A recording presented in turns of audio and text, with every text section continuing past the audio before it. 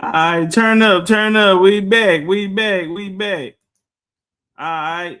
So y'all jump on that like button, share that. I've been working, so we not in the algorithm. I ain't been going live. I've been working on that hard ass class, been working on fade, working on other things, class, book, curriculum, just working. So we trying to bring the build the matriarch up. We got 5 months to May till we're gonna run fade back. We will be in Oklahoma. We're going, as soon as I told AP, he said, yeah, we're gonna be in Oklahoma. He said, oh, we finna have the ancestors out there. So yeah, people know, man. Dane. I got called Dane. I got called his ass. Dane. Come on, we got 5 months. Everybody, goddamn, we gonna gear up. What's left of the TikTok Indians? No, not saying it in a disrespectful way, but shit, they call us YouTube Indians. So just the brothers and sisters on TikTok, that's left. You feel me? We gotta make a push. You know what I'm saying? There's gonna be other communities out there too that rock with us. You feel me? There's a lot of people coming from other sectors who are coming into the Indian language. I mean, into the Indian, paradigm. And, I've been chopping it up with multiple people, you know what I'm saying, who have platforms, but they weren't Indian platforms, but, they see the truth now. And, man, they just seen a little bit of the work. And they like, oh, shit. And so, yeah, man, we got a lot of people, man. Shout out to my bro Pop Darby in Houston. We trying to get a podcast going. A podcast, face to face in the booth, real studio. I mean, I got my own, but that's my personal. But we're gonna go to the real studio and we're gonna, slowly. You know what I'm saying? It's more and more people. 19 Keys said he wanted to get his genealogy done. So we gotta get with our queens, our matriarch, and we build up the motherfucking dream team in genealogies. We was just having one, maybe two, then we down to one, and then women, they have. After they have children, down their mothers, wives, work, different things like that. So instead of putting everything on one person, we're gonna build a team.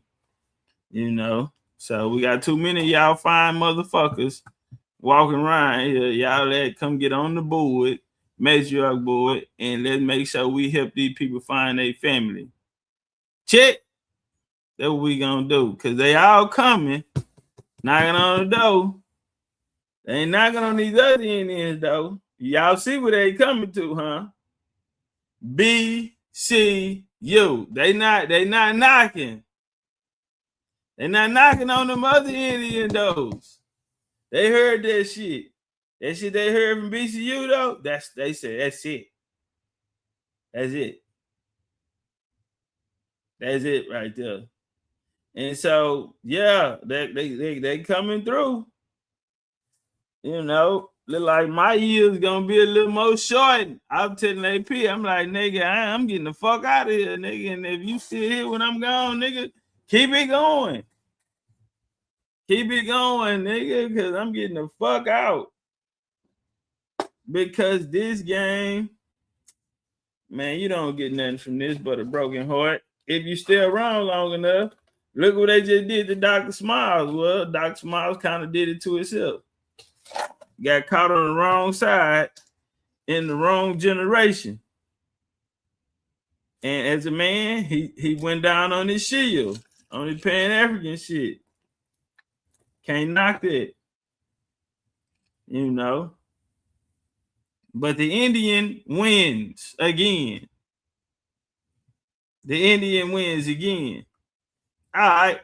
So we're gonna get it turned up. Let's get some energy in here. Hold on. Hold on. Let me light my motherfucking sage. Let me get my Palo Santo candle lit.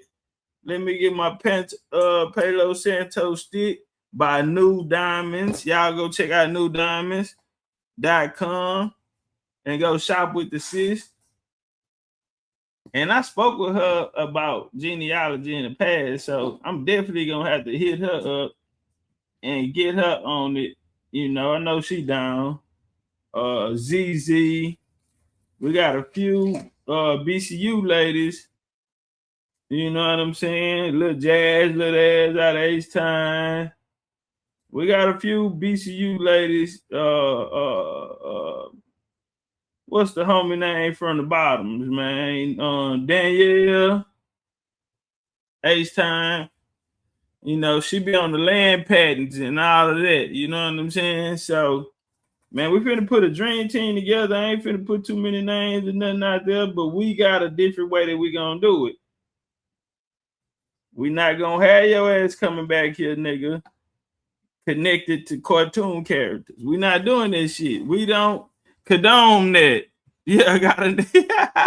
We don't condone that bullshit. Yeah, fuck. We don't condone that.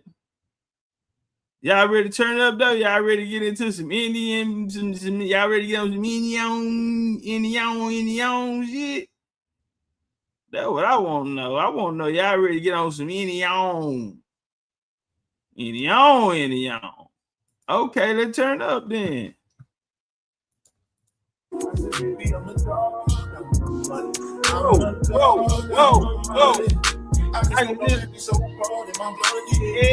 Hey, share the video out.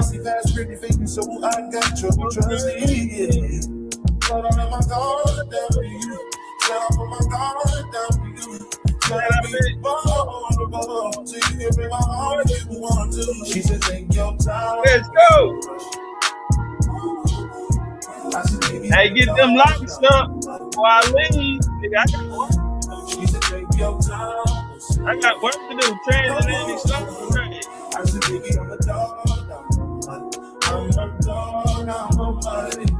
No kid talking about it's time to break it in. Break it in. 32 level pants size because we trying to break it in. No condo, second name and the fight. You can stay everyone. It's been one of those nights. I ain't had it in a minute. It's been a minute. Had to pop a shoulder, recreate the feeling. But you never the same as the first time we did it. First time we did it. But I let my guard down for you. Said I put my guard down for you. Said I'll be vulnerable. So you can break my heart if you want to. She said take your time. What's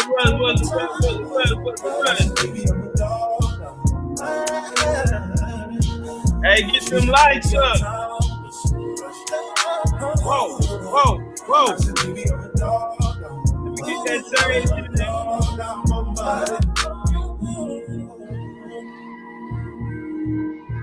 They get that sage burning.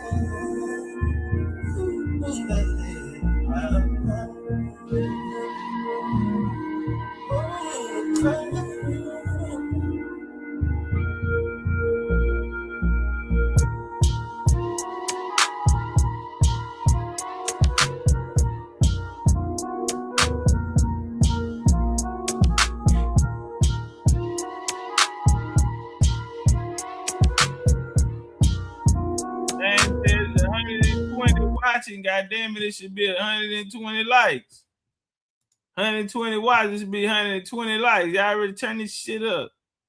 Stop playing. See, that's why you niggas out here with cartoon characters as ancestors. And we finna go through that. You know. Boy, it ain't fun when the rabbit got the gun. Hey, Dimples.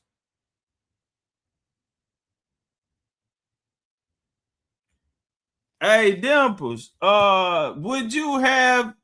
Did you see a bag of headdresses in your truck? Would you happen to have seen a bag of headdresses in your truck, Dimples? We're missing some headdresses. I ain't say you stole them, I'm just saying. They probably fell under the seat or was left in the truck. I don't know. I'm just trying to locate them. But yeah, let me know, Dimples, if you seen. She say drop the link. Dimples want the link. Yeah, Dimples want the link. Hold on. Let's see. No crib came through. 32. Dimples want the link. Good. Come here, because I need to ask your ass have you seen my headbands? Yeah, bring your ass here. You feel me? Cause them hoes, they're going back. So yeah, we got scammed on the headbands. That's why y'all seen them took down. I had to take them down, man. And what's fucked up is, it's a New Orleans Indian, Mardi Gras Indian, and you know what I'm saying? Just tried to help people, bro. And it was just so many people took advantage of a nigga doing fade. Everybody overcharged. And you know what that nigga told me on the phone? He said, well, shit, you got it. You having your way right now. How the fuck you know what I got? And what I got is not for me, nigga. This is for the event. This is for the people. But man, that nigga sent some bullshit. That's why they went out at fade. But since our matriarch so strong, we made our own headdresses. We didn't use that bullshit ass turkey feathers. We ain't use hot glue. We not putting hot glue on no feathers. Nigga hot glued the feathers on, hot glued rhinestones, and that shit was just nowhere of BCU quality. Dimples, the link in the chat. Bring your ass on. I ain't got all day now. We got a bill to do. The homie 977 laughing. Nah, for real though. But nah, they did me like that at home here. I was chef. I don't know if y'all got to see the chef. Chef fine in the motherfucker, huh? Chef taxed the shit out of me. But the food was good. So I mean, hey, I ain't mad. I ain't mad. The people the person that made the hoodies, the shirts, right? Because we didn't go through our original people. So I ended up going through somebody here that I know. And I feel like, okay, we'll just keep it in the circle. You know what I'm saying? So her baby daddy then took her equipment. She go to the shop. I'm like, hey, I'll buy you a machine. And you can work on other customers. But when we do work, just look out. Same thing with the chief from New Orleans. I said, he like, I got to run the Costco's to print some shit out. I'm like, man, I'll buy you a printer right now.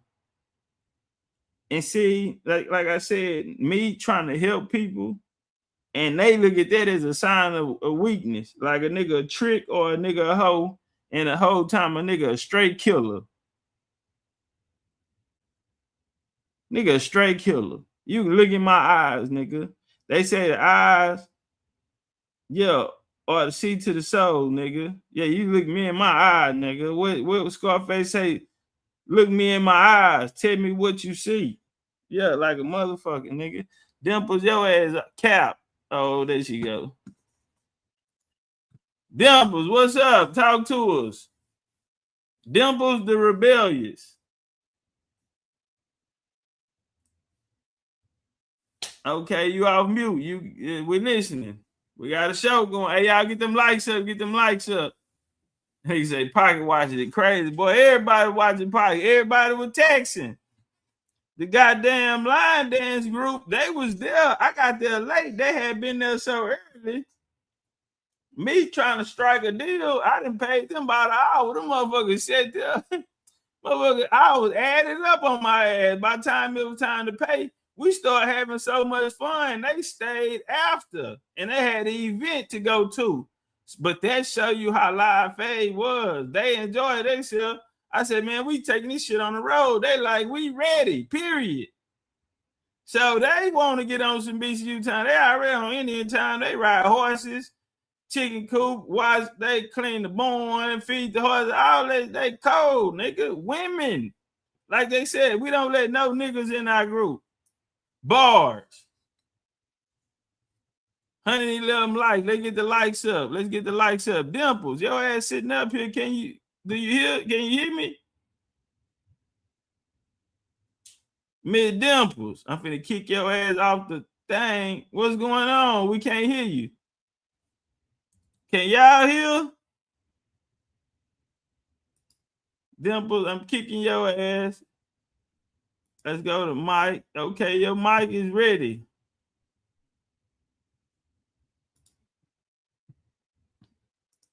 We can't hear you though. I'm kicking your ass down. And go check that damn truck and see if them headbands in there. That nigga talking about he ain't giving me no refund. He ain't giving me no refund. I don't know. The headbands was in New Jersey. The motherfucker left Houston, made it to New Jersey. Ebony son them. I only got 10. The nigga said he sent 19. So now he got a case on my ass. He don't want to give my money. And I don't know where the hell are the hairdressers. Now the ones I got are not our quality. We don't fuck around. But watch these ones we got now. We got leather on the inside with cowhide. This nigga didn't hide nothing. He super glued pigeon feathers together or some shit. And use paper, actual paper, nigga. The wind will blow a hole in that. Nigga, this is BCU. Like Dez told that nigga. Nigga, we can't take that shit back to the chief. And that's why he only took pictures of the front. The one we have, we gonna go all the way around, nigga. Yeah, you got feathers going all around. He had a goddamn elastic band. That bitch cut off his circulation. A nigga dropped dead out here fucking with that nigga. Miss Dem Pals. Mike check. Dimples, what's wrong with your mic? Yeah, this ain't gonna work for you. You don't. Did you give it egg? You on mute now? Now you off mute. Hello, Miss Lady. See, we can't hear you. We can't hear you. Your mic ain't got no dots. Who in the hell is Jenny? Miss Janine.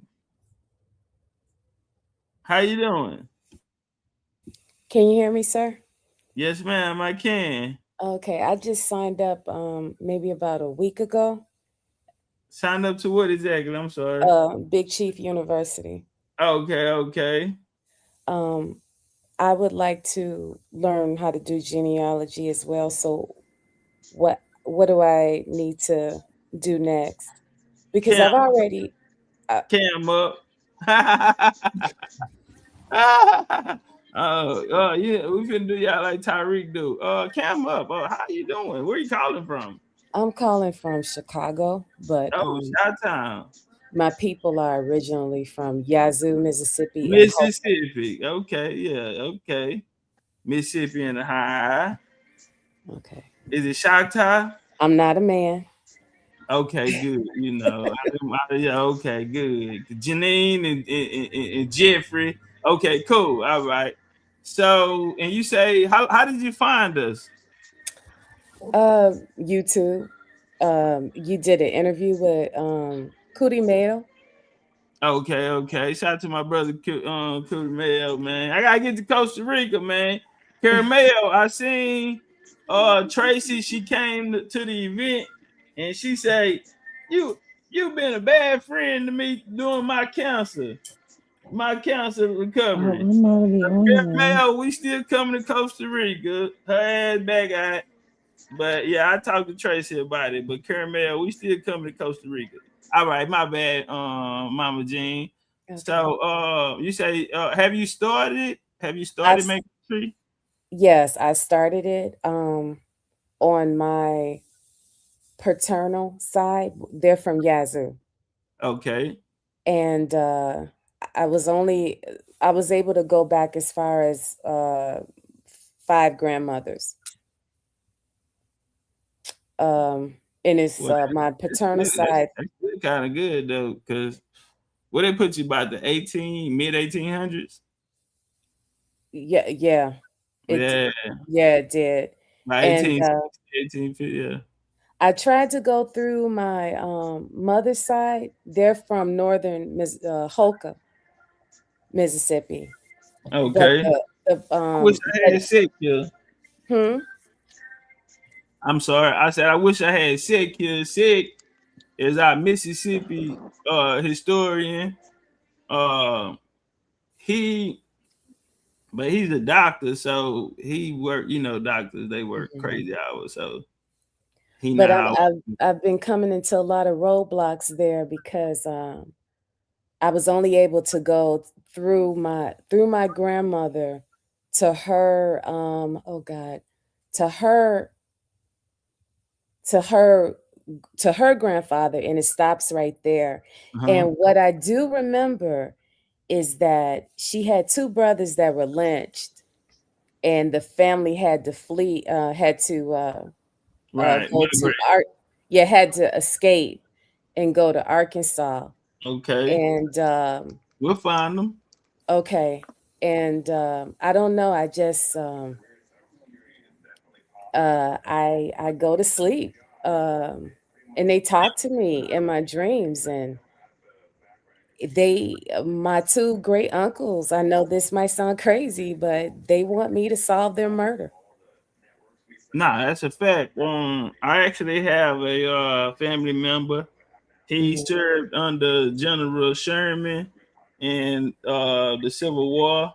Hmm. He left, went back to South Carolina, changed his last name, and 60 Ku Klux Klan members came to his home and lynched him and unalived one of his bodyguards. Wow. Yeah, so a lot of people out here they just see it on TV, but you know it's in our story. You know the Book of You. Have you ever heard the term genealogy is the highest form of spirituality? Never. This is the first time, and I definitely resonate with what you just said. Yeah, that's our thing. So a lot of people say, "What's your spiritual system? What's your religion?" Well, spirituality, genealogy is the highest form of spirituality because it's the only thing that allows you to worship that in which you come from. And We see, would not be able to do that. I still have I still have, aunties and uncles that are from Mississippi that are still with us now. Uh-huh. Um, my aunt, her her name is Baby Jean. She was Medgar Evers, one of Medgar Evers' secretaries, Okay. and she was close friends with Murley, and she was with Murley the day that they got the call that he was gunned down. And So you I'm and trying to collect these stories on video now, you know. It all depends on what mood they're in when they want to talk about when they it, you want to know. talk, yeah, the elders, some because Mhm. I understand because a lot of times they be like the only ones left to their siblings, Mhm. you know, and they watched all their friends and everyone, and so it's hard to connect back to. Sometimes we don't want to talk about it because you know that trauma. We don't want to relive those. So, but that's why this is important, and I want you to stick around, and I definitely would like for you to join. It's not Thank gonna you. be what a lot of people think. Mhm. Um, yeah, we gonna do it different our way. I won't say too much, so we'll talk about those in the back. But it will be matriarch. It'll be all women. So y'all gotta make sure y'all get it together because we counting Because on y'all. I was looking into getting the genealogical society and getting the genealogy We're gonna talk. Look, we're gonna talk about all that in the back. Oh, okay. Yeah, so, yeah. Okay. See, this Hello. This is how deep we So, finna go. But hello. you on the right page. All Shout right. out to your uncles that's coming to you, and they Okay. sent you over here for a reason. Trust me. All right. Because Thank you, by sir. the end of 2026, we're gonna find them. All they did was came to Indian Territory in Arkansas. And also, can I share another story with you, or am I taking up all the time? You take your time. Hello. Hold on, Dimples. Hold on, real quick, Dimples. Hold on. We got you. No, I want to talk to Mama. I'm not No, talking. hold on. You, Let please. her get it. Don't break her wisdom. Let her get it out. Please get it off. Okay, Miss Jean. Okay. Also, too, I was told that a large group of my maternal side grandmother, a lot of them moved to Oklahoma, but there I can't find a trace from there, so I don't know. In May we're having fade and an event. We're trying to be 500 deep, so we're working with other people. We may even go over 500, but they are inviting us down to Oklahoma, Tulsa, Muskogee, Okemah, Bowley. It's like 5 or 6 towns, and they want us to come out there and bring the information. So we got 5 months for y'all to, and it's genealogy. We're gonna get y'all started. We need to get y'all started ASAP. Certified genealogists, and we're gonna put together a lot of stories, because there, when they have events, they actually post roles and names on, they actually nail them up, and they always tell people, hey, go look on that list and see if your family name, surnames, anything's on there. They're already doing this, but the historical part is what they're lacking. So they calling on us to come out there, but we're gonna bring them something even more than what they expected. And I'm glad you're gonna get to be a part of it. So it's all spiritual. The universe, no coincidences in it. So you just found us, and you found us for a reason. Your ancestors sent you over here, because that's all we're about, is ancestry, our story. And so Miss Jean out of Chi-Town by way of Mississippi. Make sure if you can, follow me on Legendarytopcatz_22 on Instagram, and I'll give you the information, and we're gonna start putting you guys together, and we're gonna be having meetings at least once a week, so we can get everyone on the same page, and we'll be ready by the time we get May come. We'll have everything that we need. Okay. Thank you. No, thank you. No, thank you. I mean that from the bottom of my heart. Thank you. And let me know so I can get you some BCU gear. Hit me up so I can give you some BCU gear so you can feel at home. Because you're the Soul Tribe. You ain't getting away from us. Thank you for coming up. Gratitude, Mama. We appreciate you and everything that you are. Appreciate you too, sis. All right, Dimples the Rebellious. What you got for us? Why would you? Okay, I can accept that name. He said, "Why I gave that name Dimple? Because you're rebellious." Yes, that's what I'm asking. Why did I get that name? Dimples the Rebellious, because you're Dimples. You're just rebellious. Okay. But it belong. The Rebellious, Miss Ick belong. Ick belong mean Black Jaguar. So when everything in my rebellious can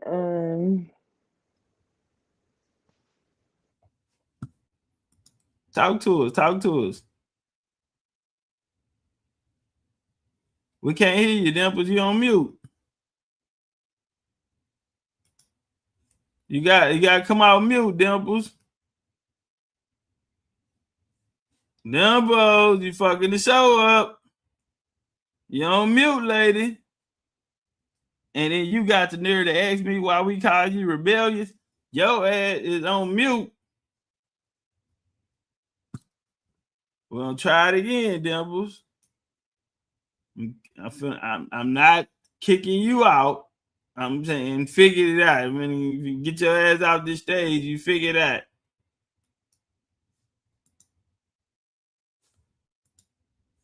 Okay, come out mute. See if it works. Come out mute. Okay, you off mute. Is it working? Okay, there you go. There she go. Talk to us. What we got? Here we go. Oh my goodness. Did you have fun at Fade? You had What? too much fun at Fade. So first of all, why you doing what you doing? Why you doing it? Why you doing it? Faye was awesome and amazing. Everything that was supposed to be, even before the chief pulled up. Yeah, because I was late. So Chief was late. either way. Talk that on your on the side chat. The chief was late, but I was on time. I was there. Yeah, it's y'all event. Y'all can run it. How many times is that your first event? All nope. right, then. Chief is always late. I know that. So I Chief already come knew out that. the room on events when we gone. But hold on, Chief. Hold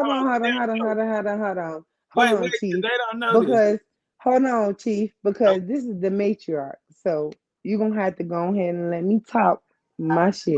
Go ahead. Gratitude. Look at you. I'm already knowing that the chief gonna be late. So I already was doing what I was supposed to be doing before the doom was supposed to be doing. Okay. So when I pulled up, I already knew. Chief, listen, my heart goes out to you and everything that you do. Yes, ma'am. Because I walk heavy because I know my chief walking heavy. Big and John. You hear me? Yeah. Oh, okay. So when I pull up, I already know my chief is not coming on time. He not even finna be on nobody time. So I pull up in my truck from North Carolina. Me and my twin, we drove all the way from Charlotte, North Carolina to Houston, Texas. Charlotte, North Carolina. And we arrived on time for the event. And she was like, "Oh my gosh, it's what time?" So the event is about to start. I said, "Girl, we just here warming up." He is not gonna be here. We pre-gaming. I said he is not even finna be here, but it's finna be an event in a time of a time. And she was like, "Oh, okay, that's cool." So she had her time and her time, but I knew you was gonna be late. Hello? Yeah. Well, I'm like, so I pulled up. First of all, Chief, proper. hold your shit, because I already know. Let me go on mute. Let me you drove tractor trailers like I drive tractor trailers. So I pulled up in my big time truck, and it's red. It's big red. Yeah, you looking good. You tried it. But I am the big chief. So I knew it. Yeah, but I'm the big chief though. I knew it. So when I pulled up, I was like, "At least we red." And I told her, I was like, "Our truck is red, so they gonna see us, but the chief, his truck gonna be bigger than mine, but we not gonna make a big deal about it." And then when you pulled up in your fucking dually, I was like, "Oh my God." Nigga talking about how you gonna out truck me? I'm the chief, goddamn. And the motherfucker paid off. Yeah, I'm the chief. Why? Yeah. And she was like, "Oh my goodness, his truck is so big." I said, "Girl, that's a dude." She wanted to hop in for a ride. She should. She did. And she shy, so she didn't even want to do all that. Tell her I'm shy too. Yeah, I'm shy too. Tell her she hopped inside and took a ride. So I speak gratitude to you, Chief. If nobody else had told you this today, you're doing great. You're doing amazing. I'm so proud of you. Nah, I appreciate I'm that. so proud of you in a real engine way. Nah, Um, ain't nobody told me that today, but hey, I hey. ain't had time to stop to even think about nothing I did this year or Because you last. can't. You're I ain't moving never too got time fast. for myself. I can't celebrate when it's over with. Why? Cause I gotta go back and do this shit again and again and again and again and again. That was her first event. And she was like, I'm having so much fun. And I'm like, you don't even know what's going on. And she from Jamaica. Turn up. Yes. I said, hold on. She was like, I'm from Jamaica, so this is not even my event. I said, sweetheart, are you an Indian? She was like, yes, my mama and my daddy told me Yes, that. I So I just said, left this event is for you today. Yeah. specifically. She said, it is? I said, yes, it is. Yes, She was like, ma'am. oh, okay. So now I can move differently. I said, please do. Yeah, you among Please do. family. We ain't You on no among NBA shit. We ain't I family. just left Jamaica in the project, hood to hood. But I'm she said, sis, you told playing me that we was pulling up in the biggest, reddest truck ever. I said, I know that. But I told you that the chief was going to have a dually. She was like, oh, a dually? He pulling up in the big, big truck? I said, yes, he is. He going to do it. yeah, we everything bigger in Texas. Hello. I say everything, yeah, I mean everything.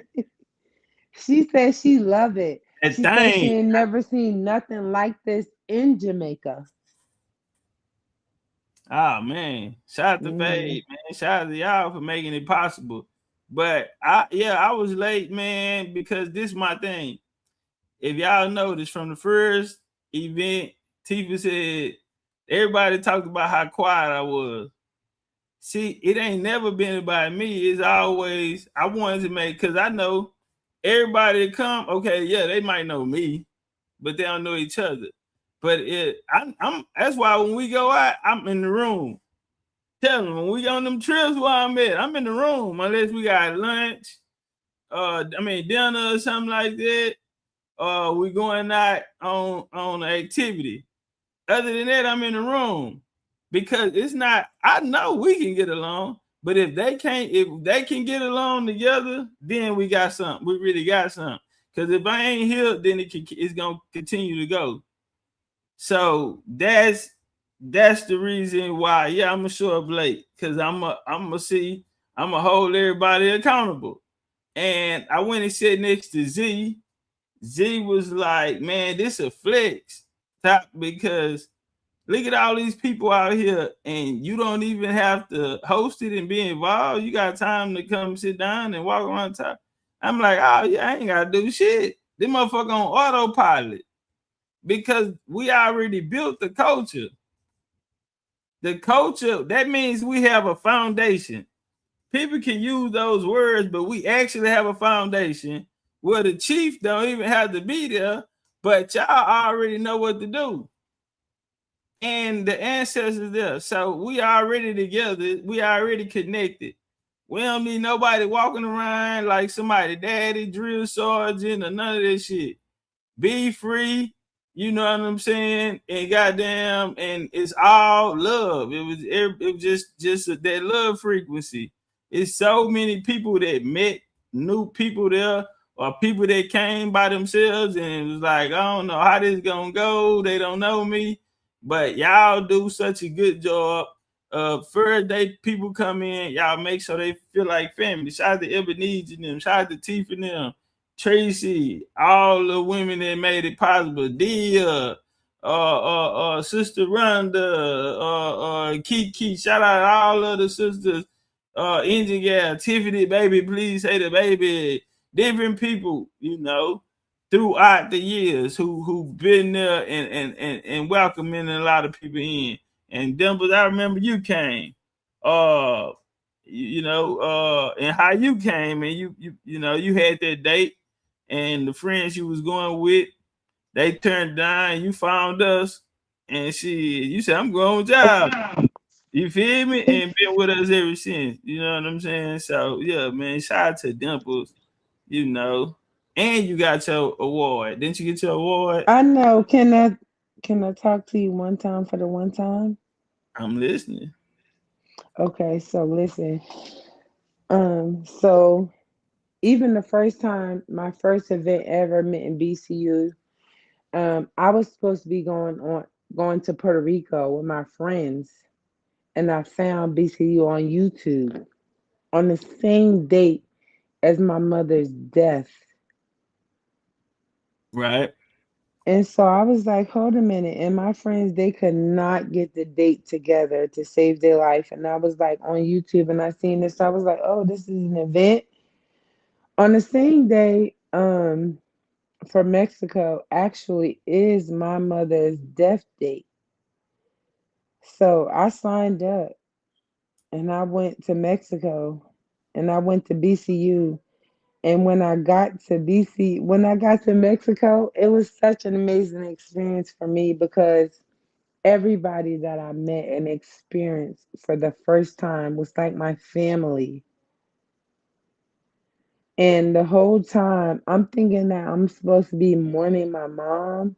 It was a whole celebration. And I didn't even know that. And you kept it from us too until our Heavy. farewell dinner when we was all about to leave. Carla Yes. Faye cried her eyes out. Remember that? hmm Carla Faye cried her eyes out. She had to leave to the airport and she just broke down like a baby. Cried. Yes. Yeah, she ain't want to leave us. Yeah, man. Yeah. So with every time that you come into experience with BCU, it's an experience. So we love y'all and y'all love us. So even if it's just for that one time and for that one experience, BCU is genuine. That's love. That's family. And it's felt every single time. For real. Like really real. Oh, look at Gishi. I love you, Gishi. Yeah, I still got y'all ass on tape. Where is the Morales? And y'all got the backpack. I ain't gonna tell what y'all had in the backpack. I'm not gonna say nothing else. I love you. BCU for life. Like as long as we got each other, we don't need nobody else. No motherfucking body else. And shout out to mama for sending you to us. Yeah, because that's all it was. Just like the sister right here said her uncle them been coming to her in her dreams. And she just found us a couple days ago. And so yeah, man, she done met her soul tribe. But nah, as long as we got each other, we don't need nobody else. We good. We gonna have us some fun. Oh, that Woodford Reserve. Dimple's gonna have that Woodford Reserve. Yeah, we drinking brown out the bottle on ancestor territory. Chief, hold on, Chief, because I didn't want to bring this up, but now since we're here, I feel like this is the appropriate time to bring it up. Um, I brought you a huge ass, tall ass bottle of Casamigos, like the biggest one they sell at the store. Right. Yeah, that big. First, no, don't downplay it, nigga, because I No, had to I'm get saying this through that the big was airport big. to Mexico. And then Yeah, when I got there, you was like, oh, I don't this drink. is cute. I don't drink. I was like, what the fuck? I know you fucking lying. I know you fucking lying. I done And had watch to this here. fight Let me say 10 something though. Mexicans, 2 Arabs, and an African to get this in my bag to get it to Uh-huh. Mexico. And now when This I get to drunk, Mexico, y'all you Indians talking drunk. about you don't drink. But look, you gotta understand this though. You a So, terrorist. but watch this here. You a Y'all, terrorist, hey, nigga. look. So when we go to BCU too, Tracy, shout out to Trees. When everybody took them shots, Sec had that goddamn 500 bottle with the scorpion in the bottle, and Trees poured me 2 shots of water. Yeah, but y'all gotta understand this though. I feel responsible for y'all. So a lot of things. Sword said, "Damn man, I thought you more outgoing than this." I'm like, bro, I really not. But I have to watch everything, and I feel responsible. So no, I can't drink. I can't do those things. I don't do it anyway, But I be on the internet talking shit, but I'm really shy and I'm really a nerd, but I'm really dangerous too. Chief, Yeah, I'm really dangerous too. Nah, listen, but I Chief. gotta make sure that the people that come out here, yeah, I gotta make sure I see everything, and just like that night, we went Hector. to the club. Now watch this here. We go to the club, shout to No Satellite. We walk in, they catch him with the pen. No, He got before a that, Chief. weed pen. Before that, But Chief. You done fast forwarded. hold on. Before that, Chief. Okay. When we was at dinner at the table, when I brought you the bottle of liquor that I smuggled in my suitcase Right. for you, go ahead. Let the I people helped. know where it was going. We went. Your ass Oh, was lost. Couldn't oh, find your room. oh. And then yeah, I had to help you find your goddamn room. Yeah, boy. But I ain't again. I'm not finna ask y'all to do nothing that I want to do because I told you to go get it and you said, "Nigga, I'm a girl. You shouldn't let me walk." But I said, "All right, let's go." What else happened before y'all got there before me? So some niggas was fucking with y'all. Well, Loli did what I said. Show me them niggas. Yeah, some nigga, I'm here now. And did. Where them niggas at? Somebody was fucking with y'all. Where they at? But nah, I can't drink. I can't do a lot of things. I gotta make sure that the gang's straight. You know what I'm saying? I gotta see everything. And so, that's the position that I take. So me and Trees, we might not have fun, we might not get the experiences that y'all get, but as long as y'all happy, we happy. You know what I'm saying? So it's not nothing bad. It's just So, but Chief, listen, let me tell you this. And this is real shit. Like, me and Lolita, we got to Mexico before everybody else, and she was the first person that I was able to connect with. And then when I connected with her, I Virgin, connected with you'll be a BCU. Yeah, when I connected with her, I connected with BCU. Cause from there it was like Ebenezer, um, you, Big Ran, Tracy, all of the Sword family, Sword, Hector, Hector, all of the family, like BCU made News, sure No I Satellite. never. This was my first time going to an international trip. That's the part that really fucked me up. And when I got there, Lolita, she greeted me because she came when I came. And when we got there the next day, it was like, okay, Ebenezer, it was Lolita. It was like heavy on the big mama energy. Like, I don't even know how to express my gratitude to Ebenezer and Tracy. Like, love, Tree sat there and waited. I know this nigga. She love. sat there and waited till every Indian made it there. She sat in the lobby and made sure BCU too and made sure every Indian got there. She had a See, list, checking and them see, off the list. you talking about the list. Um, Tracy, made sure I had water. And that Oh, was remember heavy. I cut my hand. Tree pulled out the goddamn medical kit and had to sew me up. Yeah, I cut my hand. Tree and put band-aids and swabs and Listen, alcohol and and Teresa was never on some like, hey, Dimples, oh my gosh, have you been drinking Dimples? No. Teresa was like, hey, baby, here you go. Here's some water. Go ahead, walk, keep on going. Do what yeah. you do. And that's what I love about it. Because when I met my BCU in the motherfucking foreign country, they still greeted me as an Indian from America. Bars.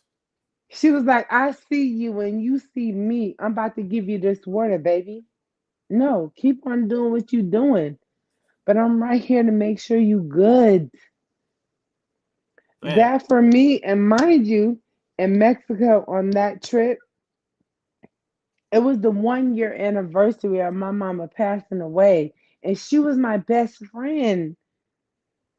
The trip that I had planned to go on before I went to Mexico, I was supposed to be in Europe with my friends from high school and they couldn't pick the date. That's how I ended up here in BCU. And when I got there and I was in Mexico, every single BCU woman showed me nothing but love. It was so overwhelming that I really could not. It And was then a y'all went lot. down to the beach. What y'all was doing at the beach? And it had nothing to do with the chief. Mm-mm. It was nothing but love She from in the the room ladies of locked with the doors locked. BCU. I'm in Yeah. that bitch with the doors locked. First of all, y'all, we didn't see him for a good portion of time of seeing somebody. Okay. Okay. So we was already on our own time. Yeah. But I sat on that beach and I will share the video with you, Chief. We was sitting on the beach, we was listening to our 2008 rap music, Yo Gotti and them. And a motherfucking crane just was walking across the beach. And he was looking at us, looking at him, looking at us. And Carla Faye know I'm telling the truth. Call her Faye. Hey, BCU is real time. Real for Hold on, real hold on, time. hold on. 'Cause I think you're leaving something out. Mm-mm. What'd you say? Walk by? A crane. And which Okay. I thought it was a Before you crane. left. Hold on. Before you Okay. left on your way to the trip, what happened? Mm. Yeah, talk about Hmm. I had already seen the crane it. on When? my way to the fucking airport. Oh, okay. You On saw my the way to the train on your airport. way there. But Okay. I thought it was a coincidence. You know how we do. I thought it was a coincidence, but it was not. When I tell you our ancestors walk motherfucking heavy, it don't matter what the fuck and where it's at. They know what's going on every single time. I can't call it. You can't call it. But when I tell you BCU walk heavy on every single fucking landmass, it don't matter how many of us it is. Huh? All eyes was on us, wasn't it? Huh? Them motherfucker was across the way hitting the Jaguar noises. Me. Yeah. Yeah, when we got to the pyramid, yeah, Jaguars on location. Single fucking time. What happened at Stone Mountain? You came to Stone Mountain, huh? Hey, Chief, listen. Listen. Huh? Listen. Anyway, Chief. the earth is Chief. our turf. Chief. Chief. Wait, let me tell you this shit. I'm not gonna cry. I'm gonna do my very best. But I've been waiting to motherfucking tell you this shit, Chief. Turn You up. walk heavy. Heavy. Give a fuck when nobody else got the motherfucking say about a goddamn Indian. You hear me? What? From the moment you touch that motherfucking land, you was talking your shit on live. I didn't even know where the fuck you was at. But me and my people, we was in a whole different motherfucking car. We did not wait in a line. No motherfucking where. As soon as I seen the motherfucking line, I told the people, because I drive a motherfucking 18-wheeler, nigga. We driving on a motherfucking sideline to get through. And if my motherfucking chief is in this line, and I'm a motherfucking chief, through. We getting through. Hello? Yeah, As because I soon drove as our on the mother, opposite side. hey, I drove on head what? on traffic. Guess what, Yeah, Chief? fuck that. Guess what, Chief? Moving like the president. Guess what, Chief? Guess what, Chief? Before Turn you up. made your motherfucking line, I had already done it. Big They end. said, "Oh, we gonna have to sit through the line." I said, "Who's sitting through a line?" And I'm 3, 4, 5 shots into Woodford. I ain't sitting in no goddamn line. I'm about to move. They said, "Oh no, Dimples, we can't do that." I said, "I'm driving this motherfucking car. We getting through, and we ain't sitting in no goddamn line." So we started to move through. As soon as we started to move through, everybody else was too. I didn't even know it was a fucking line to get in because we already in motion. Hello? To the fucking mountain where we was already supposed to be. Chief?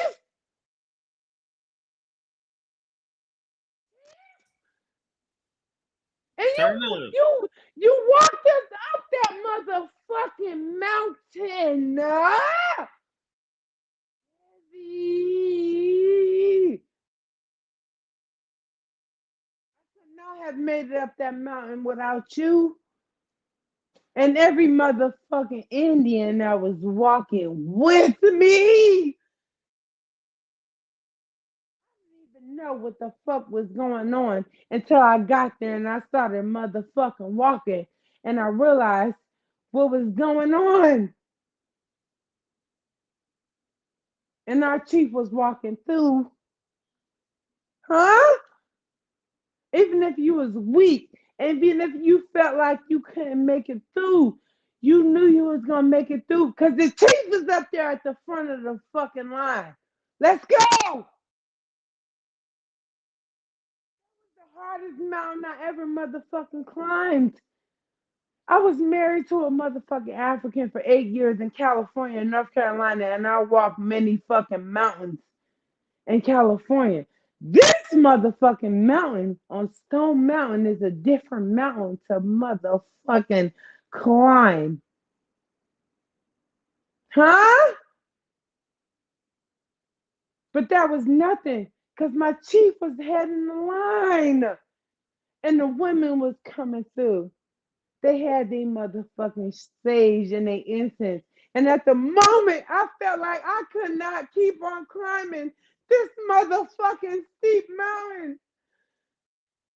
There was a woman in front of me and she was like, "You got it. Let's go." And then I hear my motherfucking chief. The biggest one you could ever fucking hear. My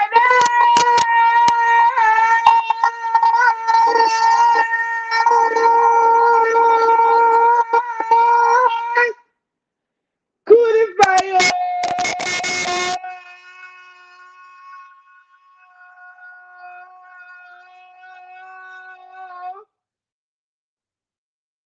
Single time I thought I wasn't gonna make it up to the top of this motherfucking mountain, I heard my motherfucking chief.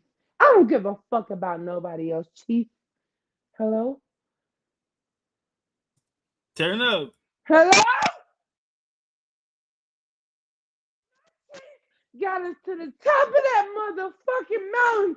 Do they know who they dealing with? No. Who they fucking dealing with? And guess what? No matter what the fuck they had to say about motherfucking Dimple, rebellious. Ah! I got to the top of that motherfucking mountain. Guess what? My chief was already there. Yeah. Looking at this motherfucker like, how dare you with your big ass back, nigga? I was thinking I was gonna beat him. I'm like, he's looking like a bear these days. He's looking he looking heavy these days. I'm like, if I just keep on going, I know he's not gonna beat me to the top. My chief still beat me to the top of that motherfucking mountain. I got up there and I had gave the last that I could give at the top of this motherfucking mountain. My chief was there. But he was going back down the mountains to help the women and the men who could not make it to get back up the fucking mountain. You motherfuckers on something else that is not motherfucking American business could never under motherfucking stand. No! You Africans, your people to get to the top of the mountain, motherfuckers. Where's the motherfucking FBA getting you motherfucking people up the motherfucking mountain? Huh? None of you motherfuckers was doing anything compared to what my motherfucking chief was doing with his motherfucking heavy back. You got the game motherfucking twisted, nigga. See? See? When I got to the top of that motherfucking mountain, and my chief was walking back down the mountain to help all of you motherfucking Africans and everybody else who don't know who the fuck they are. Get up this mountain. Motherfucker, put some respect on his name.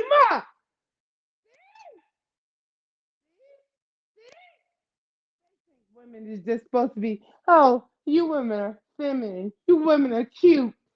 We want to see what kind of feminine energy you have, motherfucker. We're too.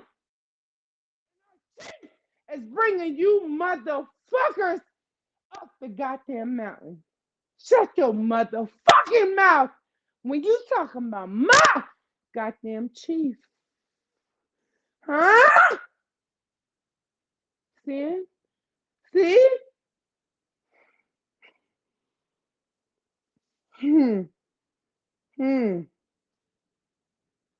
Because you could never.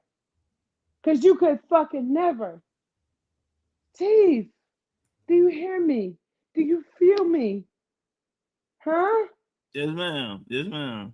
You brought those women, and not only those women, but you brought those men up that fucking mountain to experience what was only yours. And what the kids. Only... Hold on, watch this here. We're gonna throw and the kids. The fucking kids, Chief. Pay the Listen, kids. this is what pissed me off about Stone fucking Mountain. Huh? Because I love you, Chief. And I love fucking BCU. But I hate that I didn't get up there to tell them the motherfucking truth. You Africans. Fuck you. Red Pillar. Fuck you. You ain't bring nobody up that motherfucking mountain. I don't know what happened. Holly Park. What up, though? Greetings. Can you hear me? Man, appreciate your patience. Appreciate you, gentlemen. No, man, I appreciate the sister. The sister is super passionate. And even though she was long-winded, it's all due because of the good work that you're putting in. You know what I'm saying? To be perfectly honest, she was really expressing herself the way that she can, but is all predicate on the good work that you're putting in. And I was the one who you was talking about the genealogy that you're going to start in 2026. And I'm very interested in that. I actually will be 60 in 2026. So you're really waking up a lot of our people from young, old, and from near and afar. So I greatly appreciate that work that y'all young is putting in. I'm not a huge Dick Gregory fan, but I respect all the work that he's done in his portfolio. And one thing he said like 30 years ago, he said that there were some children that was born in the 80s and the 90s that's going to that's going to be the answer to what we're looking for, and I'm actually witnessing it between you and the other people that's really putting this work in and flipping history right side up. So that's the main thing that I wanted to express, to give my gratitude. I actually used to live in Houston, and I got family that still live in Houston. I lived in Houston in the early '90s, so How you liked it? Man, I loved it. I'm about to move back down there. Okay, I'm about to move. I was just telling my aunt, because I do real estate. I build houses. So down there, south, and I tell people all the time, Houston is the only spot where it can be raining right there where you standing 2 feet away, the sun shining 100 degrees. No one believe me unless they go to Houston. Different side of town. You'll be on the phone with somebody, be like, damn, it's raining over there. Like, it's raining over there. Exactly. You literally go across the street and the sunshine. I've never seen that before. I'm like, good night. And when I explain it to people, they just don't get it. So the only way they can get it is if you actually lived and actually been to Houston. So I'm excited. I just got the platinum pack. One of my buddies that was actually did the little Morris thing for like 30 or 40 some years introduced me to you earlier this year. So I got you a little I'm Not Black History. I'm Indian book, and I read it every time I travel. I finished it, and I just ordered the your other book with the class. So I'm all on board, and I'm super excited for what you bring to the table. And as far as the genealogy, I know you're not doing it until next year, but I had a 2-part question. One, would you do like a consultation, because I have a lot of my genealogy done, but I need maybe a little some sort of direction to really figure out exactly to kind of go further, because I'm like in the 1800s. I found some crazy stories. I have my family owned land in Georgia. They had like 300 acres in the 1800s. He was renting property to other people that was farming. He was a voter. He was everything. So he actually died, and I think he was murdered in like 1913, had over maybe like 15, 16 kids, and none of that land went to our family. You know, I think when they killed him, his children scattered. So that's really like heirs property. That's still our property. Right. And I went and I did research. I'm like y'all guys. I've been researching. I go boots on the ground. I went down there to Bryan County, Georgia, pulled up the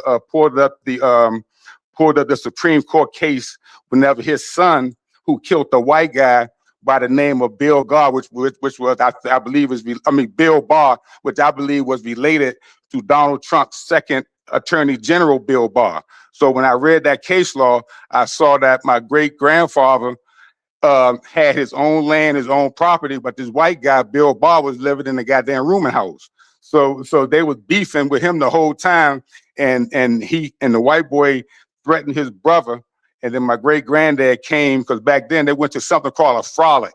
I never knew what a frolic was, but come to find out it was a party right here on Christmas Eve. So Christmas Eve back in 1896, he was at a frolic. He ended up killing the white boy for threatening his brother. And then he fled. He fled down south to Florida to that territory down there. And he was coming back and forth. This is what the court, he was coming back and forth, seeing his wife and his family, who actually had land right there where the hillbilly stole Fort Stewart. So that was part of his land. So when he came, they caught him one time coming to his brother's funeral in 1911. They locked him up. He appealed it. And in 1912, they reconvicted him. I mean, they affirmed the conviction, locked him up in 1912, and then they killed him in jail 2 days later. And then his dad, the one with 300 acres, died like a few months later. So I'm doing that research because I'm going to get that land. And the research that I found when I went to the courthouse in Bryan County, I looked up the deed of where his land was, and I saw a road called College Road on the deed back in the 1800s. And when I walked out the court building, I was on College Road. So it's a lot of research that I want to do. And that's just one part of my family. I had other parts of my family that's in the Creek Indian, Alabama territory. I'm all the way there, but I don't understand enough to really put the whole story together so I can go get my own reparations. Because to me, reparations is for what they've done to our families individual. I don't think it's a group thing because everybody had certain family issues. And now that I'm attacking my family history, I know how I can get the reparations based off the land loss and the things that they've done to my family. So I don't know if you do any type of consultations, but I want to, I was willing to pay for it to try to see if I can get some sort of clear direction until you get the genealogy up in full force, so I can do what I have to do for my ancestors. Nah, right on, right on. What I say right now, because I'm doing a course right now. We just got to do. I was doing it Sunday. I was there Sunday. Okay, yeah. So it's gonna take us 6 to 8 weeks to get through the course. So my main focus really gonna be on that. And while we doing that, we're building up our database and our genealogy team. So 2026, I think it'll be better. But those questions will be answered because we are gonna be working with people on for the things you spoke about. Migrations, also like the land, like you said, it became as property and things like that. So yeah, we'll also be into the land portion. I mean, we're gonna check out every box. So yeah, if you could just be patient with me, still do your work, but yeah, be patient with us. We're gonna have that, and we guarantee we're gonna find the answer for you. So we here, we know it's a marathon, and the ancestors on our side. So yeah, man, stick with us, and guarantee you, man, it'll be worth it.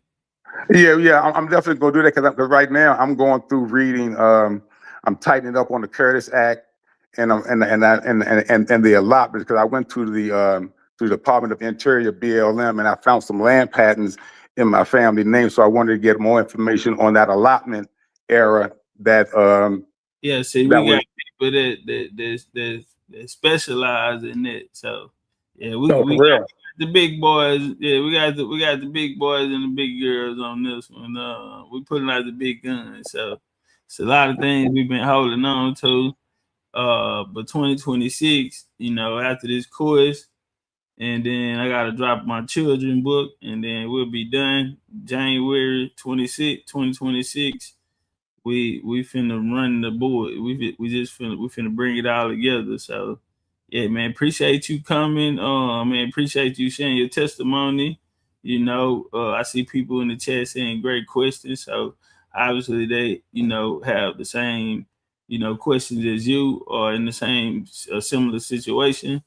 And man, I think you on point. You know what I mean? So just continue following that road, calling on your ancestors, and when you're looking for them, even ask for them. You know what I mean?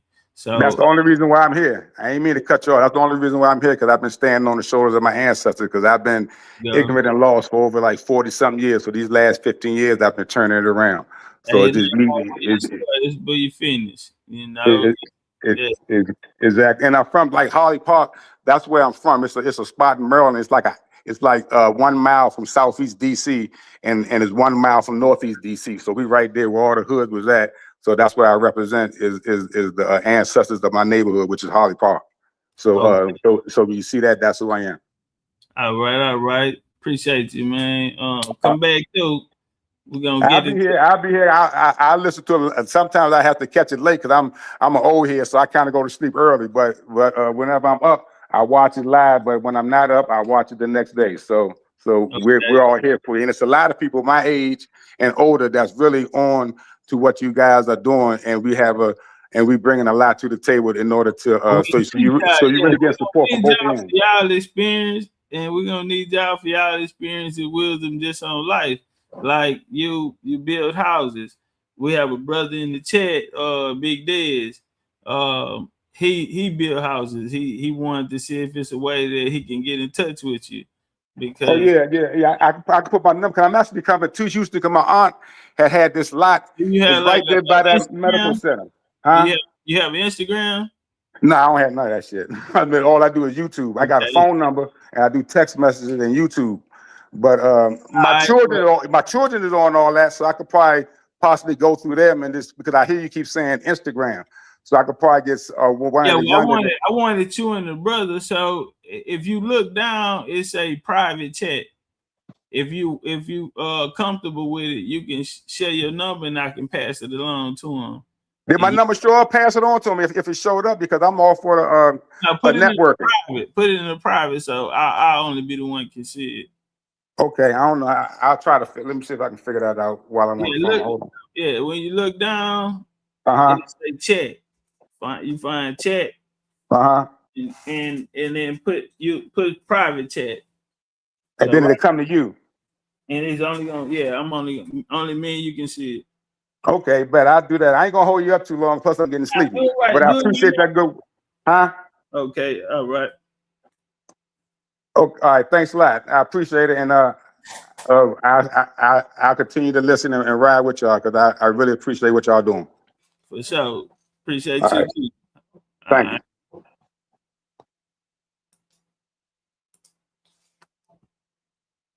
All right, y'all. We're gonna get the ancestors in here. We're gonna get to the show.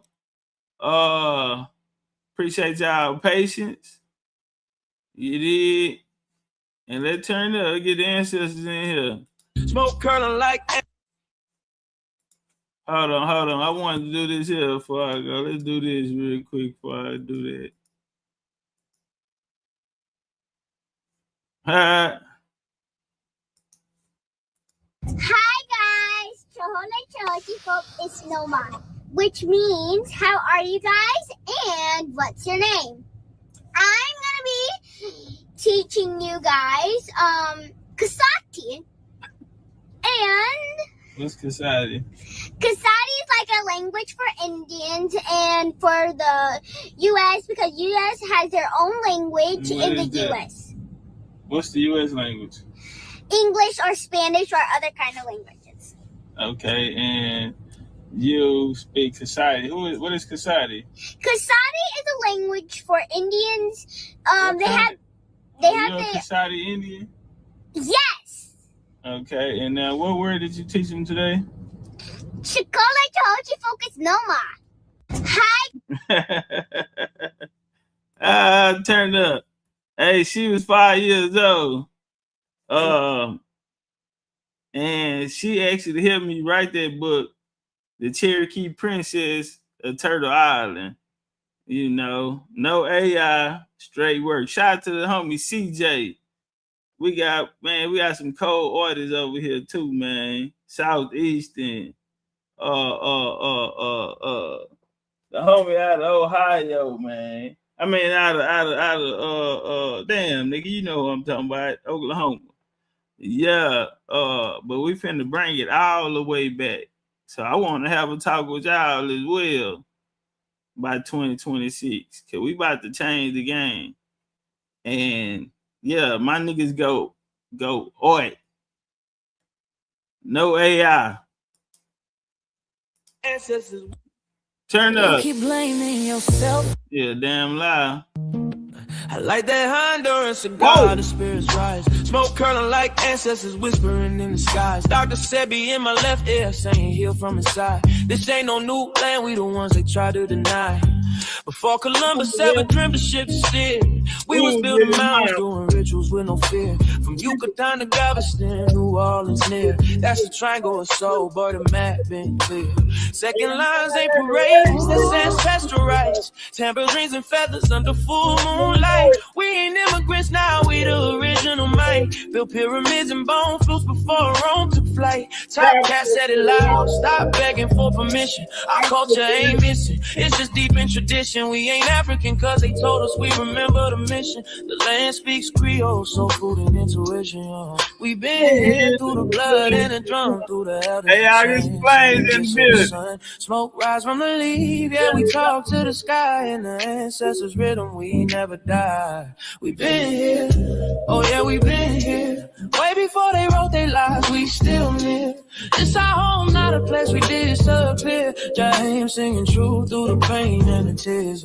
Granny sat me down. Hey, get the lights up. Slow. Said when you puff, give thanks. Let the cosmos know. I inhale the jungle, exhale the flow, spitting stories that the textbooks still scared to show. Cigar lit like a torch from ancient rites, aromas like prayers to the Orishas at night. New Orleans ain't a tourist tale, it's black divine, where the jazz horns spend time and the spirits align. Forget Columbus, we was dancing in stars, trading turquoise, dripping culture in bars. Drums talking codes, spirits moving cars, look close. The past ain't gone, it's just behind these stars.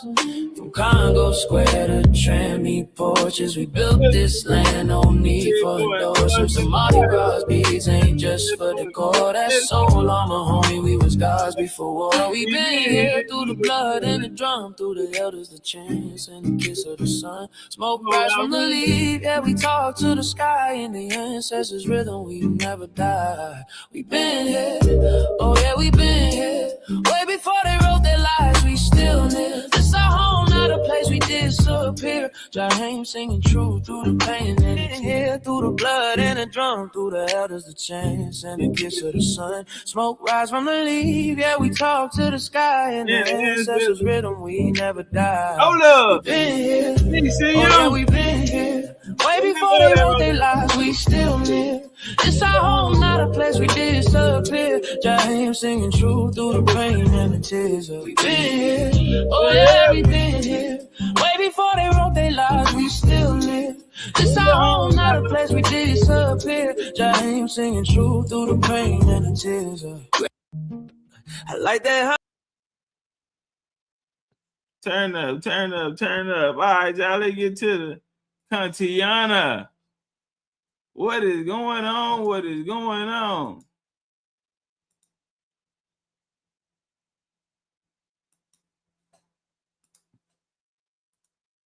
Directed movies and he produced films and all that. But yeah, him and his wife out here in Brentwood, California, him and his wife, they were found. Tariq, I gotta watch my words here. The Africans won't. Should there be they were unalived. Pan-African reparations? They were unalived, unfortunately. That was, that's horrible, horrible. We're gonna go through a little of this, then we go. From what I understand, from some of the reports, allegedly, they're saying that we're gonna go to the YT Pretindians. And this is, that red, black, and green, the fish, solidarity, all of this. Reparations. All of this shit has been taking you away. It's been a distraction.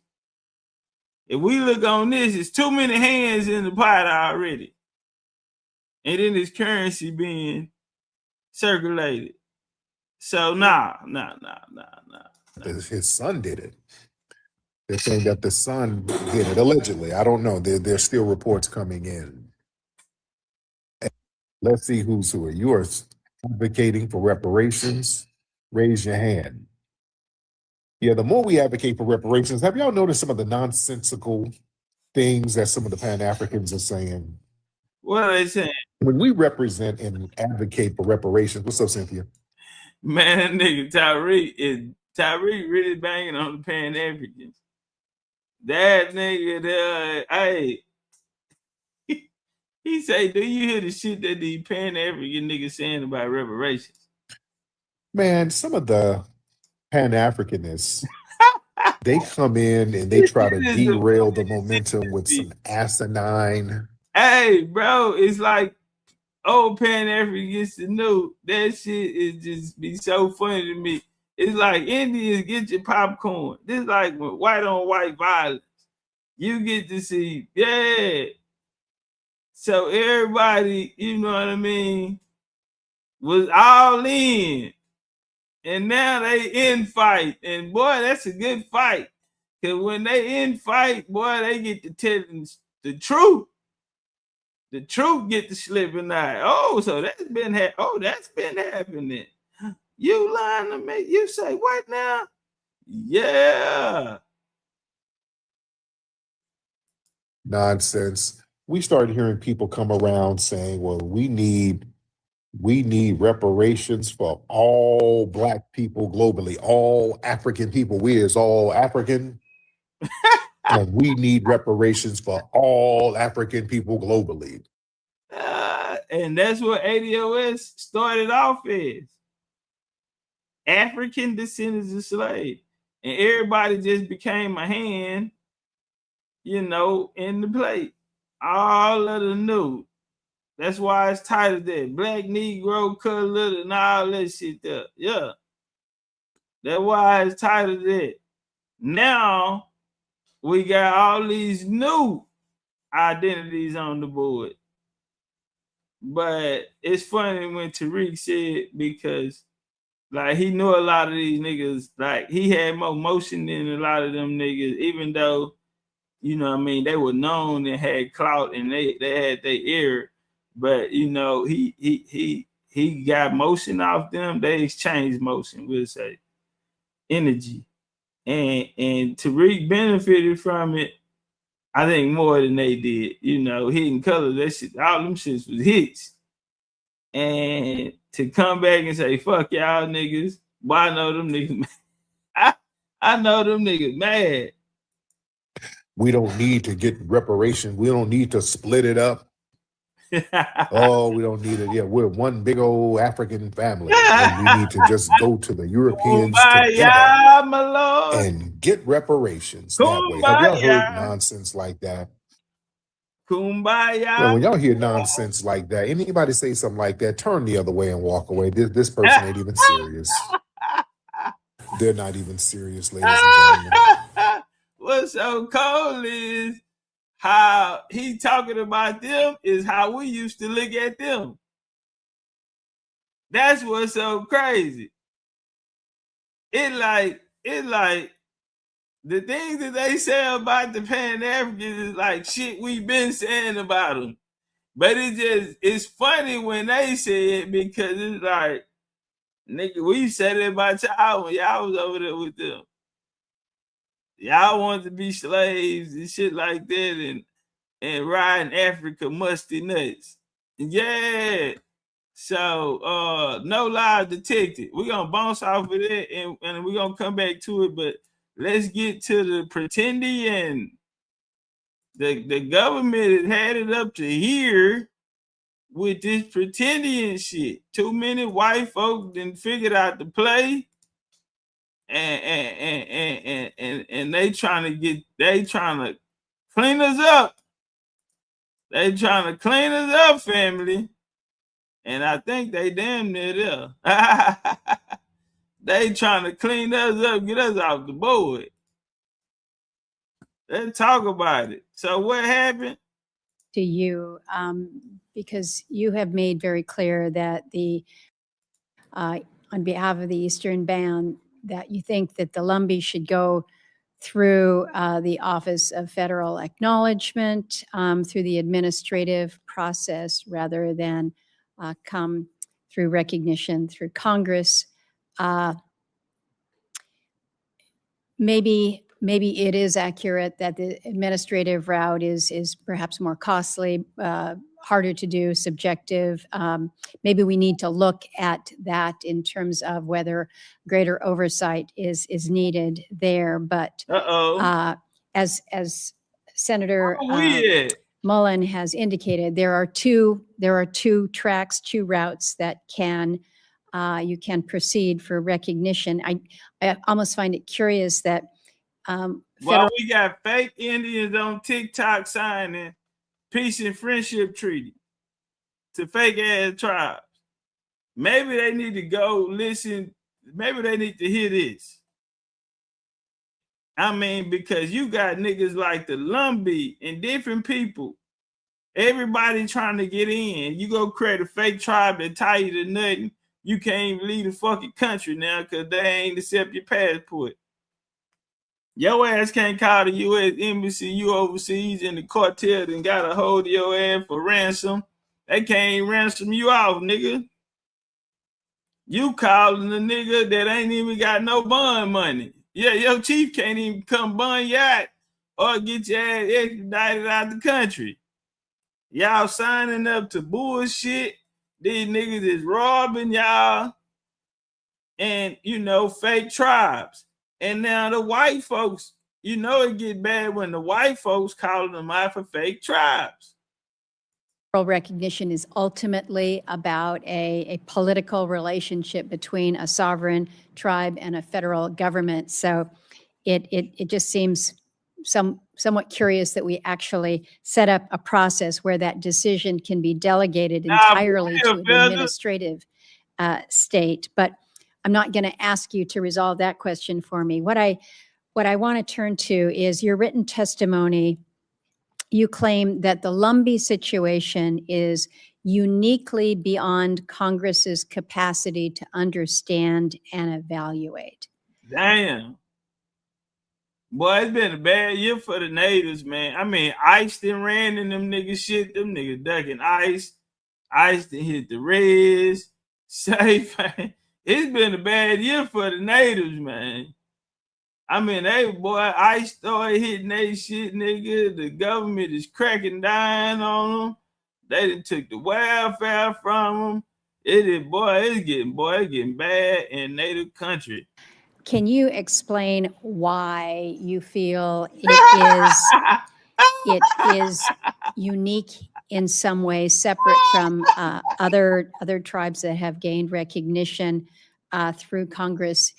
Because again, we have this process. It has been repeatedly exercised in terms of its constitutional authority to gain tribes. So if you can cite to what you feel are some of the unique aspects as to why Congress should not be the avenue here.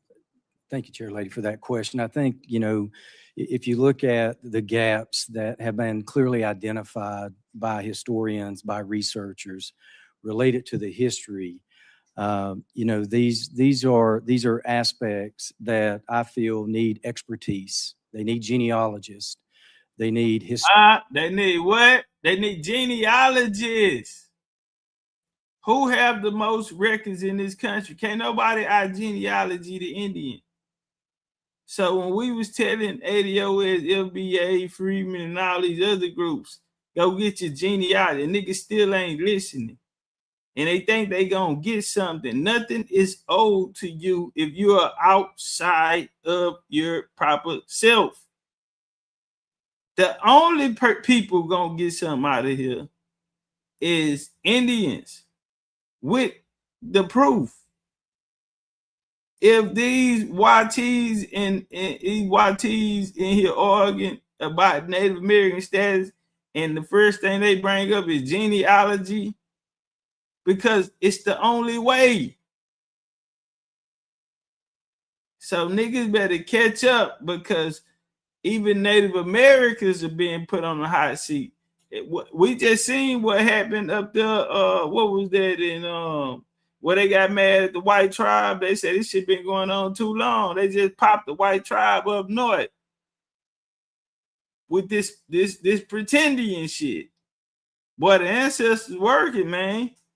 We gotta keep applying pressure.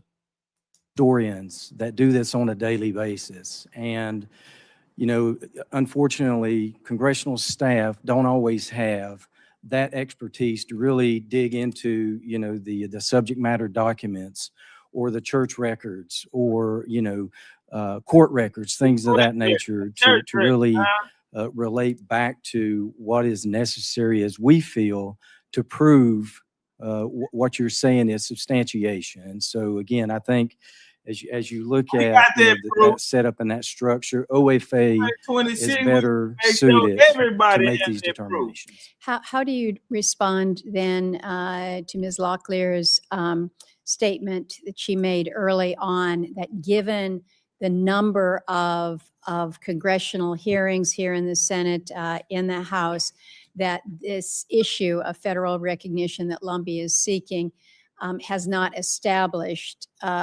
quite a voluminous congressional record with which to be able to turn to? I truly believe that, if the Lumbee group would go through the OFA process, they would get the answer that they're looking for, wherever that answer falls. And, as you think about, this issue is well over a century old, and it continues to come back to the same conclusion. There's too many gaps in the genealogies. There's too many gaps in the history. There's no treaty relationships. Uh-oh. Lumbee does not have a sister tribe in Oklahoma. Listen, family. What'd he say? Listen, man, I love all my FBA, Solani, and all of the other groups out there. But I need y'all to hear, I need y'all to listen. I need y'all to listen to what's going on. If you want anything here, it's not gonna come in the form of reparation as you think. Tribe. And that's the problem with some of these people y'all are following that don't have a real message. You know what I'm saying? Or a solution, or a foundation. Listen to this. Lumbee does not have a sister tribe in Oklahoma. There's too many gaps in the genealogies. There's too many gaps in too many gaps in this FBA genealogy, especially when they talking about this African ancestry. Too many gaps. Too many of y'all can't prove an African ancestor. So let's walk. What's another one? History. There's no treaty relationships. No treaty relationship with nobody called any of these titles that y'all, new titles that y'all have put on yourself. Which means you're not even in a position to ask for anything. You're a ward of the state. Your voice don't even matter because you are outside of your proper self. You have been disattached from your roots. So ain't nobody never signed a treaty with nobody, FBA. FBA ain't never been on the census.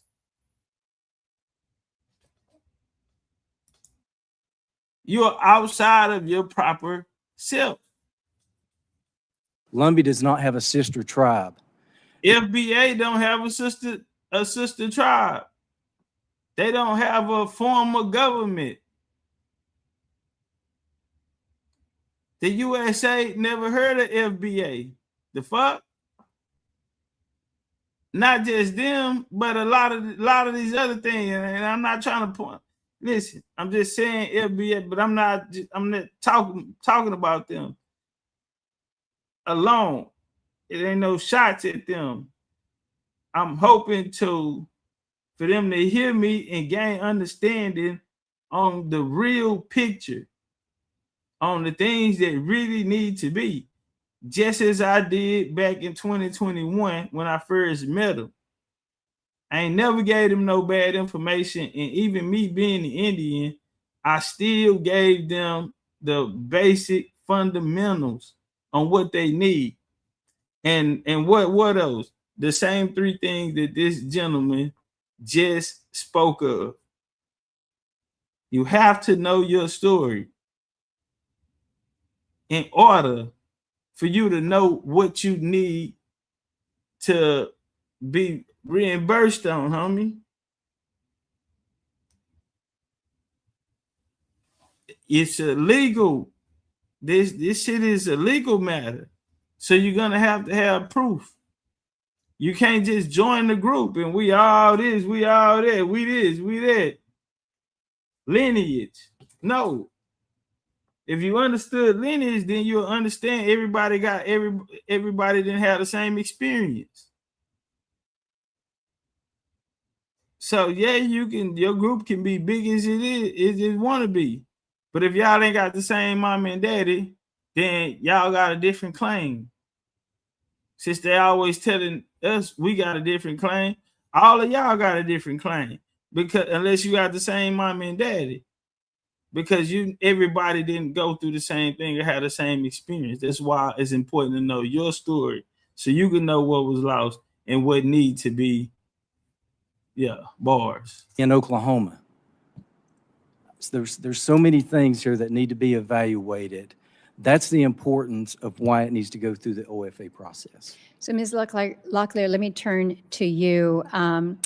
You have testified that congressional recognition is needed to correct what you have termed an injustice. Beyond that, you've got some practical differences between recognition through Congress and recognition from the federal acknowledgement process. You've got the ability to take land into trust, particularly in the post-carciary world here. Can you speak to some of these practical differences between the legislative and administrative recognition, and whether you think those are drivers for this legislation? Absolutely, they are. Let me summarize with just a few points. First of all, I think it's important to put this controversy in some general history. Hold on, they said they finna kick some history. Hey, family, y'all, with the Montans, nigga. You know, some people just want attention. You know what I'm saying? Everything everything don't require a response. You feel me? That shit beneath us even saying anything to that nigga. I just popped him. You feel me? We ain't gotta say nothing to that nigga. We just make him disappear. You feel me? And we ain't said nothing. Yeah. Everything don't require. Yeah. As the Special Indian Agent reported in 1915 in the O.M. McPherson report, there is a history of 300 years of hostility between the Cherokees to the west and the ancestors of the Lumbee people, including the Shira, the Hatteras, and related Siouan-speaking people. And we just have, I think it's talking about y'all tribes out there. Where them Carolinian Jones at? Important to understand that context. Where them Carolinians as to the other issues. So as a practical matter, because of that, only Congress can resolve it forever. We have been at this for more than 100 years now, and I guarantee you that were the tribe to go through the acknowledgement process and succeed, as I am confident we would, there would be a lawsuit filed by the Eastern Band of Cherokee to try to set that administrative agency decision aside. That would not resolve it. There's only one way to finally resolve it, and that's through a conclusive act of Congress that extends full benefits and services. Bring your proof. They just told you, nigga, too many inconsistencies. Y'all ain't got the genealogy. Y'all ain't got the records. Y'all ain't got no patents. Y'all ain't got no sister tribes. Y'all ain't, what y'all ain't got nothing. What y'all working with, Miss Tribal Attorney? As you also implied, there is a problem with the carcieri issue, which relates to eligibility of newly recognized tribes to receive land in the trust and thereby be treated like all other federally recognized tribes. Because of that 2009 Supreme Court decision that we call carcieri, the only way to resolve the eligibility of the Lumbee for that process is through an act of Congress. Only Congress can clearly indicate that it considers the 1934 date to be insignificant, and whatever may arise out of the carcieri decision, notwithstanding those terms, the tribe is nonetheless eligible for the land in the trust process. And finally, if there is going to be a special addressing of the cost factor, we don't think it's necessary, which I'm happy to expand on, but only Congress can do that as well. Congress is the one who appropriates the money, and if there needs to be more money for the Lumbee services, Congress can do that. Right, what you laughing we think at, the existing processes for appropriations will protect the presently recognized tribes, both in BIA and IHS processes, provide that only through the appropriation of additional funding that pay for those services will the Lumbee members receive those services at the end of the day. So federally recognized tribes now are protected. That being the case, if they believe there should be an increase in federal funding for the IHS and the BIA, again, that's a political decision to be made by the Congress. So we think for all of those factors, one final one, if I may. Only one other time in history has the Congress put an Indian tribe in the same position that it put the Lumbee tribe in 1956. And that was with the Islero del Sur Pueblo of Texas. Congress passed a statute in 1968 for that tribe, which was at the time federally recognized, which basically said, we transfer any responsibility we have for this tribe to the state of Texas, and we're going to impose termination language upon the tribe. And in the legislative history on that act in the Senate, it specifically says that 1968 act, which then referred to the natives as Tiwas of Texas, was modeled upon the 1956 Lumbee Act. The only other time Congress has done that. And Congress fixed that. 1950. You just said y'all had 100 years. 1950. Shit. How about we go into when North Carolina became statehood and they changed? They changed Lumbee to Negroes. How about we talk about that? Cause see, the conversation y'all having is some bullshit.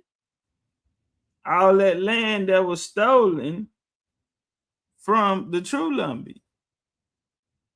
Problem in 1987 by passing legislation to recognize fully the Islero. 1987. Y'all hear how recent? If you came to class the other night, is it making sense? Hey, and for y'all that didn't catch the class, for y'all that did not catch the class, is at the top of the is at the top of the pinned at the top.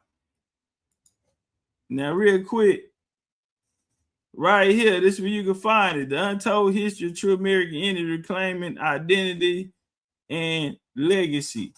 Now, this for people who didn't buy. If you already purchased it, then I gotta get y'all signed in here so y'all can get it. So it's like 3 or 4 hours. I mean, like 4 hours because you get the introduction, which is an hour and something, and then you get the class.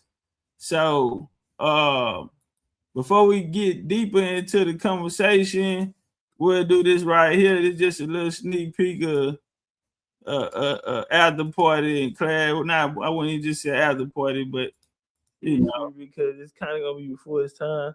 You know what I'm saying, how to act, the opportunity to actually like interact. You know what I'm saying? See it with. So a lot of people that's gonna watch this, they not gonna, you know what I'm saying, how to act, the opportunity to actually like interact. You know what I'm saying? See it with me. So this really gonna be like history because it's kind of gonna be before its time. When niggas really catch on to this, it's gonna be somewhere in maybe 2027. This shit gonna mean so much, you know what I'm saying? Or maybe, you know, 2026, but it's a little bit ahead of its time though. But 2027 and on, yeah, I think this here gonna answer that. Man, the natives who we call Native Americans now, those are the Asians, different groups of Asians. If I was to... So class 1 was who are the true American Indians? Taking that in correct, right? Nah, we showed it was multiple. Multiple. Yeah, nah, so it wasn't just one. Because you got Philippines, you got Asians, Chinese. It's an amalgamation of them. Yeah. 48 hours, it'll be up right there in front of you. You know what I'm saying? Oh, go ahead. Right. What up, though? I bet. Home in the building, man. Hey, what's good, Chief? How you been, man? You doing all right? Man, you know, man, shit working. Shit grinding, getting this work for y'all. Hey, man, I feel that. Hey, just know it's getting cold. It's hibernating, man. Shit, reflect on the life. But shit, man, you did your work on this. I mean, shit, 2 years for me. And like you've been talking about this for 2 years now. Of course, it's ahead of its work. You know what I'm saying? For real, it's ahead of itself for man, for even 5 years from now, for real though. So you put mold this in place for me from all the zones of me just, you know, going back and listening and just trying to make sure I got a better understanding while, you know, trying to find my family. So I appreciate it, man. You doing great work. Keep it up. We right behind you too. Yeah, I already know. Shit. TCU. What's up, OG? Yeah, man. I can't call him my brother. That was an excellent class. Amazed at the amount of information. I'm like, I'm gonna have to run it back again too to make sure I catch it. But the main thing, a lot went into I could see to you know, to confuse us and get us in, you know, a lot of us in a position that we are. And he just uncovered a lot, man. It would put the puzzle pieces together. Salute to you and the work. Amazing, amazing work. Amazing. Thank you. Appreciate y'all, man. Appreciate y'all. Well, I'm telling y'all, come to class. You know, that's why I gotta go hard, you know. And you know, as much work we put in this one, guess what? I gotta get right back in the gym. You know what I'm saying? Do it over. And I can dig. do it over and over and over again. Then 2026 comes in this first quarter. So nigga, we finna make sure we up by 3,000 points. All the way, yeah. So cause after this one, we want to say, damn, that was good shit, man. And I appreciate you. Hold on, let me turn my mic down. Jericho. I appreciate you, cause you know I missed that fade, man. I was hella hot about that, so you let me pull up to the class. Yeah. Oh man, come on, man. You know, yeah. Yeah, grateful for that. But and then you already answered my question because, like old boy said, I'm gonna see if I was able to find this and watch it again because that was kind of overkill right there. Yeah. I mean, you threw the whole sink at us though, some real shit. I'm like, damn, hold on. You had me at the first 2 miles. I was taking notes. Man. Yeah, because you know, like it's like this the shit that I want to be remembered. You know what I'm saying?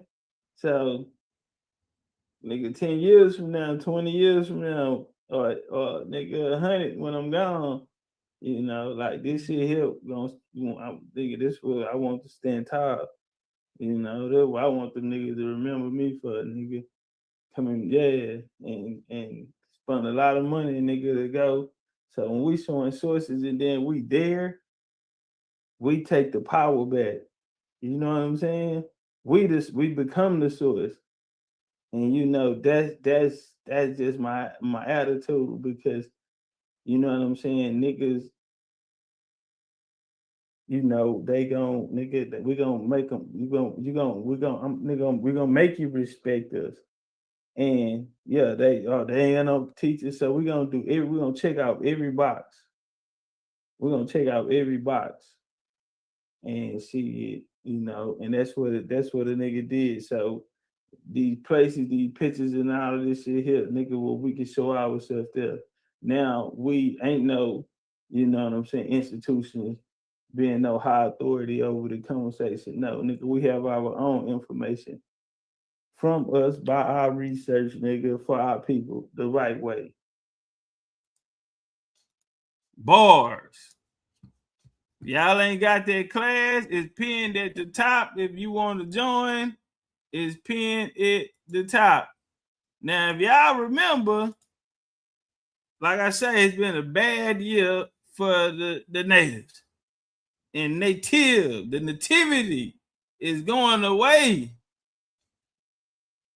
We go to Vermont. What happened in Vermont? Native Americans today. Thank you for joining us. I'm Darren Perrin. And I'm Kat Villanzoni. Vermont Abenakis are under fire from other indigenous communities accused of being Pretendians. Our Kiana Burks was at UVM today for the sometimes heated discussion.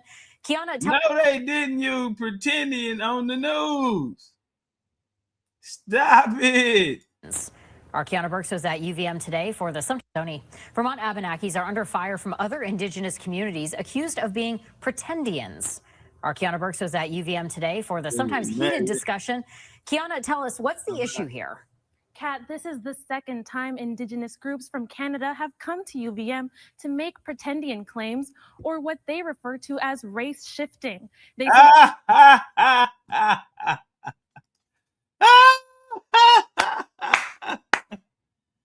Damn, they didn't pop these niggas up. Boy, these white folks done caught a case for pretendianism. Boy, everybody that's went up against us, as you see, what has happened to everybody that's went up against us, you see what happened to them, huh? See, they came out with a fly word and called us pretendians. Now who the pretendians? Now who the pretendians? We not on the news. Ain't nobody on the news calling us pretendians. Yeah, there ain't nobody on the news calling us pretend. Let's see who the pretendians are. prominent tribal leaders in Vermont are misrepresenting themselves as Native Americans and profiting from it while harming people with valid ancestry. People filled the Davis Center at UVM for a discussion surrounding race shifting. 3 Indigenous scholars from Canada spoke at the event, detailing the harm that falsely laying claim to a culture can have. Well, they not only appropriate resources that are meant for actual Native people, but they grab the mic, they tell stories on our behalf, often from a very misinformed historical foundation. What really is not only a disservice to us in terms of appropriating from us, but it's a disservice to the broader public in terms of conveying these inaccurate representations of who we are and what our history is. The panel did not specifically point the finger at Vermont's Native American groups, but some in attendance say the state recognized Abenaki and the Vermont Commission of Native American Affairs are perpetrators of cultural appropriation. Recently have retired from the Commission on Native American Affairs. Right now, the commission is stacked with, in my estimation, a whole room full of white men pretending to be Native. Members of the Odanak First Nation in Quebec Stop have it. previously... What you say with who? Who in there? Estimation, a whole room full of white men pretending to be Native. Oh, in Jesus' name, what is going on? It's been a bad year. Woo, it's been a bad year for them. The ancestors been working. I got my boots on the grind. Where them fans at? Where them fans at? It's been too many of y'all. Not only just us, even the people who find it themselves.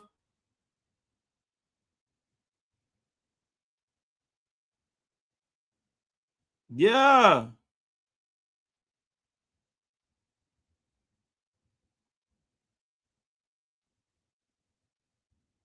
Come on, man.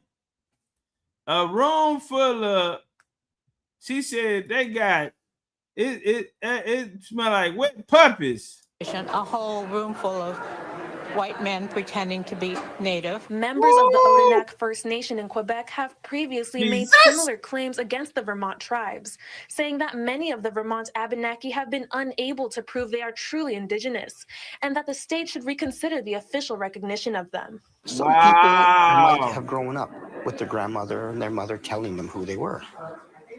Like the point now we need to research those stories to see whether they were really true. And that's what it's really all about. Just last week, Governor Scott said he was... some people been coming up saying they African.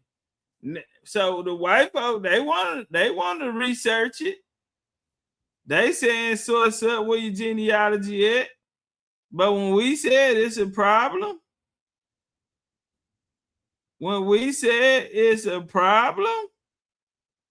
so now everybody's saying what we've been saying. Why? Because we have shifted the paradigm so hard that everybody's on this time. Yeah, the universe is making everybody. Say, hold on, tapping everybody. Hey, who are you? Who are you? What's going on here?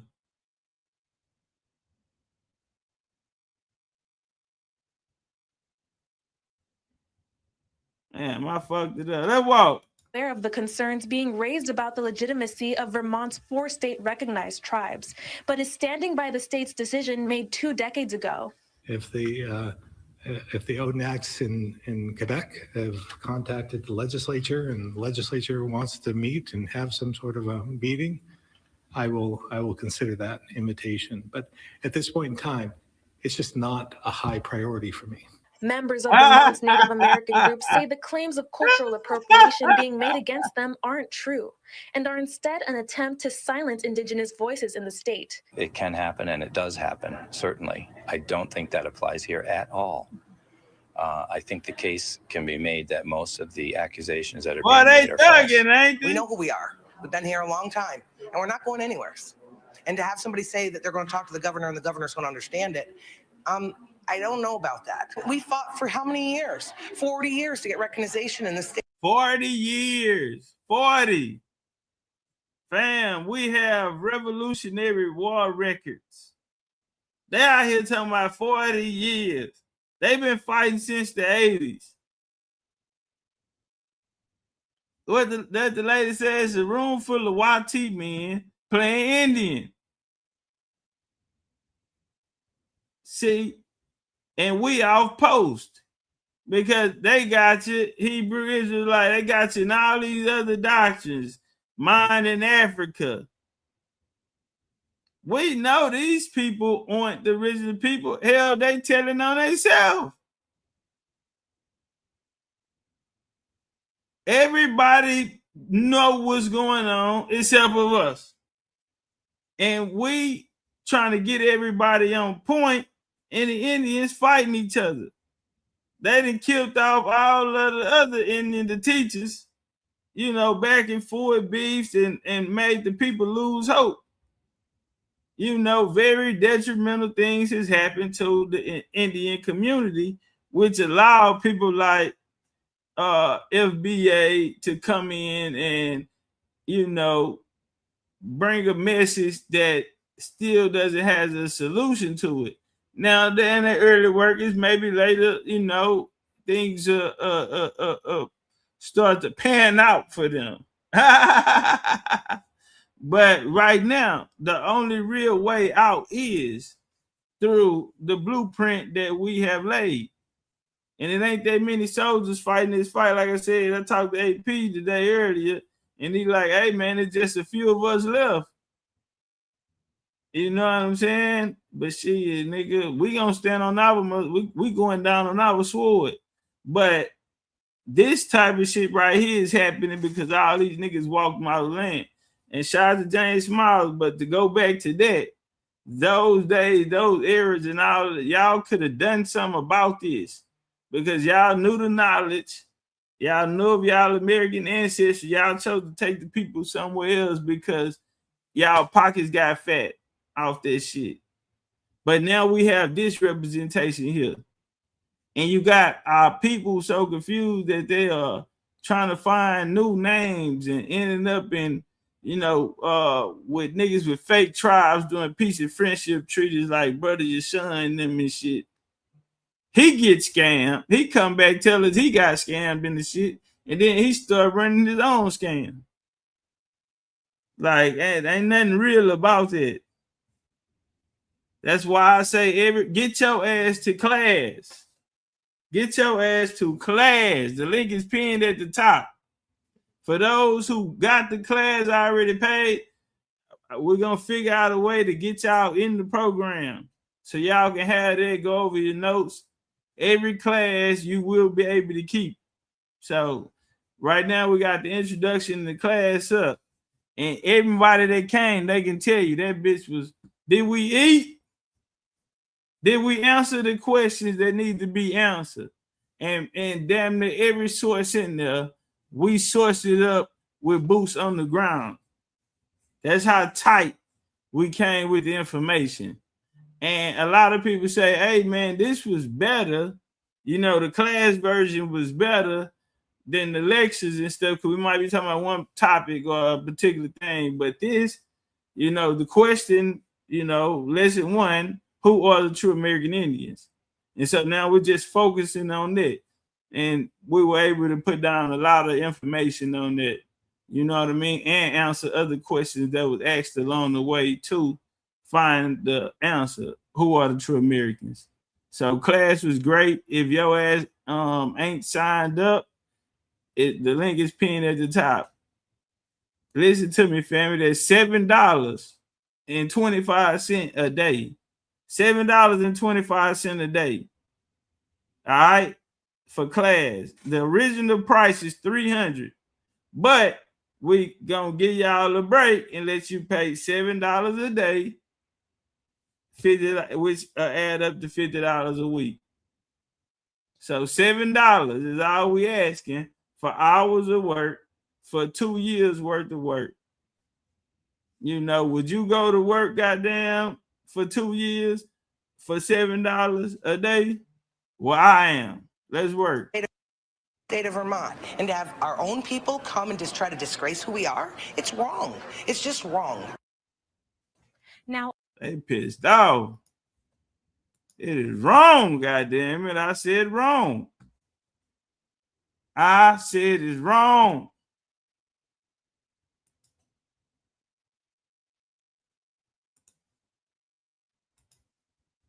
Canadian Abenaki claims that Vermont tribes are frauds. We told you last week how percentage of European ancestry. Boy, them boys got straight A's. That nigga got a 100. 99.9% say nigga your ass at YT. None of these individuals are Abenaki descent. It's been a bad year. Tribes joining together to refute Canadian Abenaki claims that been Vermont a tribes are bad year. frauds. We told you last week how the Odanak issued a report that they say proves the Abenaki leaders in Vermont are of European ancestry. Well, that got immediate pushback from local Abenaki leaders. And now today, the 4 state-recognized tribes issued a joint statement calling the Odanak's report an attempt to make money from land claims in Vermont and saying, quote, the recent so-called report issued by Odanak is junk science, compiled with bias and full of factual and interpretive errors. It also points to what they call a stringent and comprehensive investigation by the state of Vermont when it recognized their tribes more than a decade ago.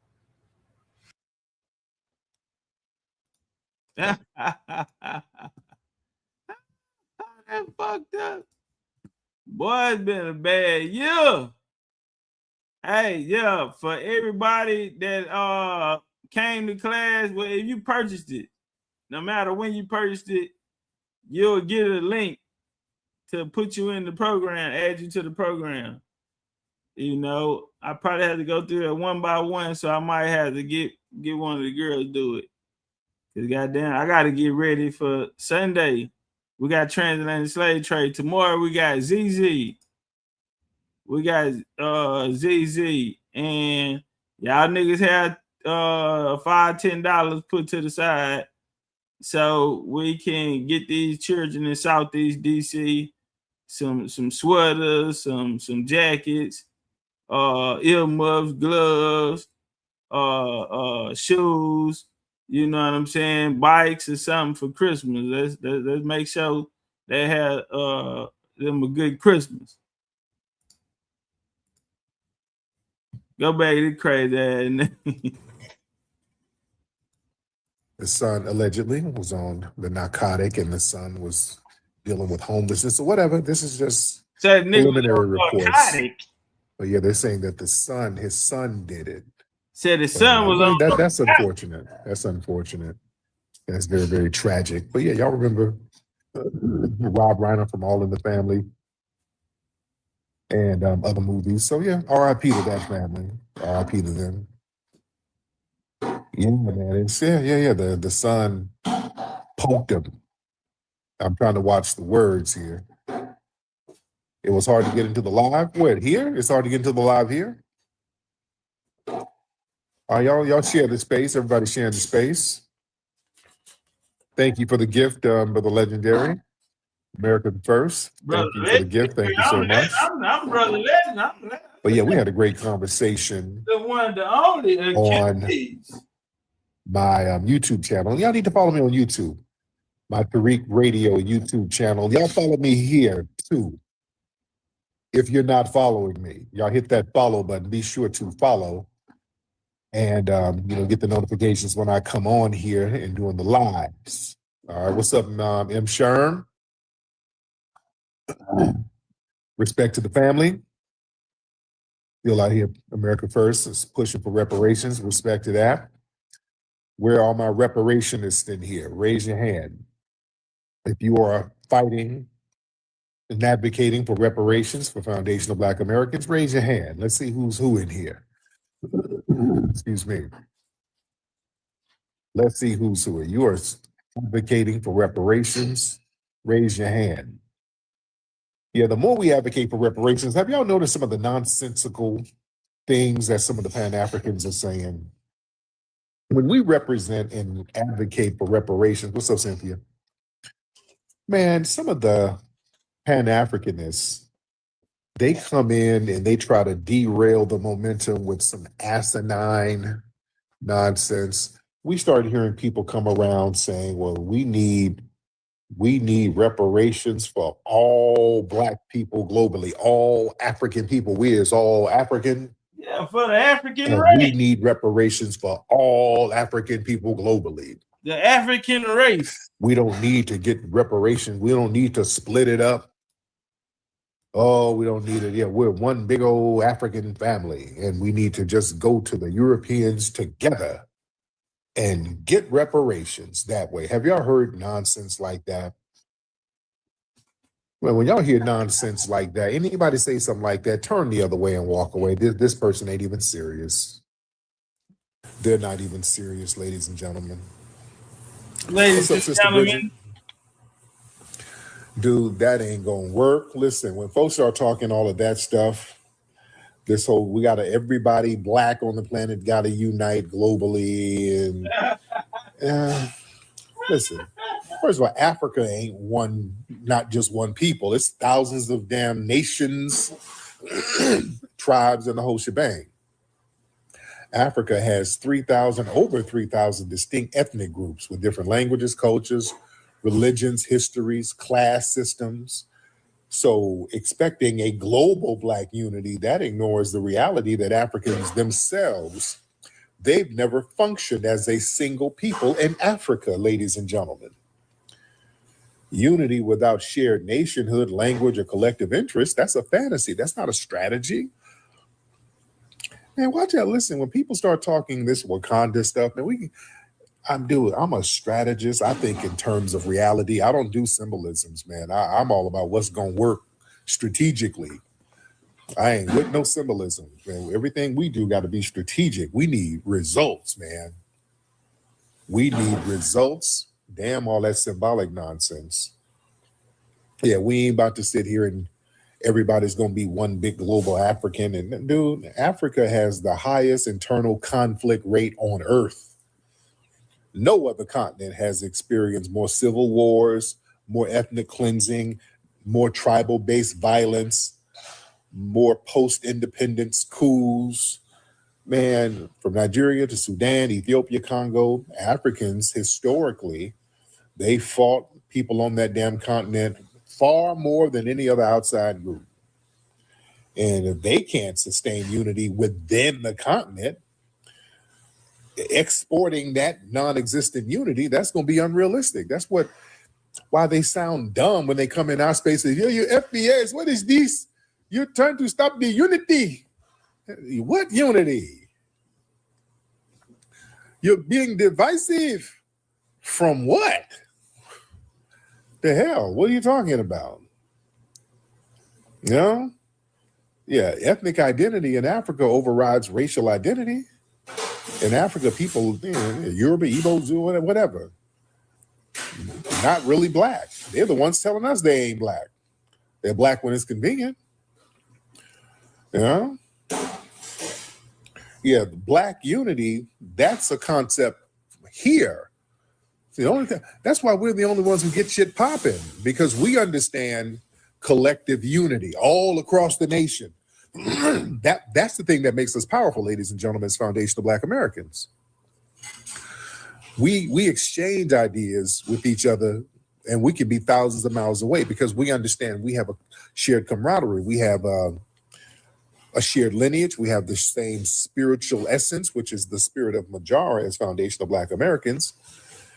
So we've always understood we have a shared identity to a certain degree here, no matter what region of the country we're in.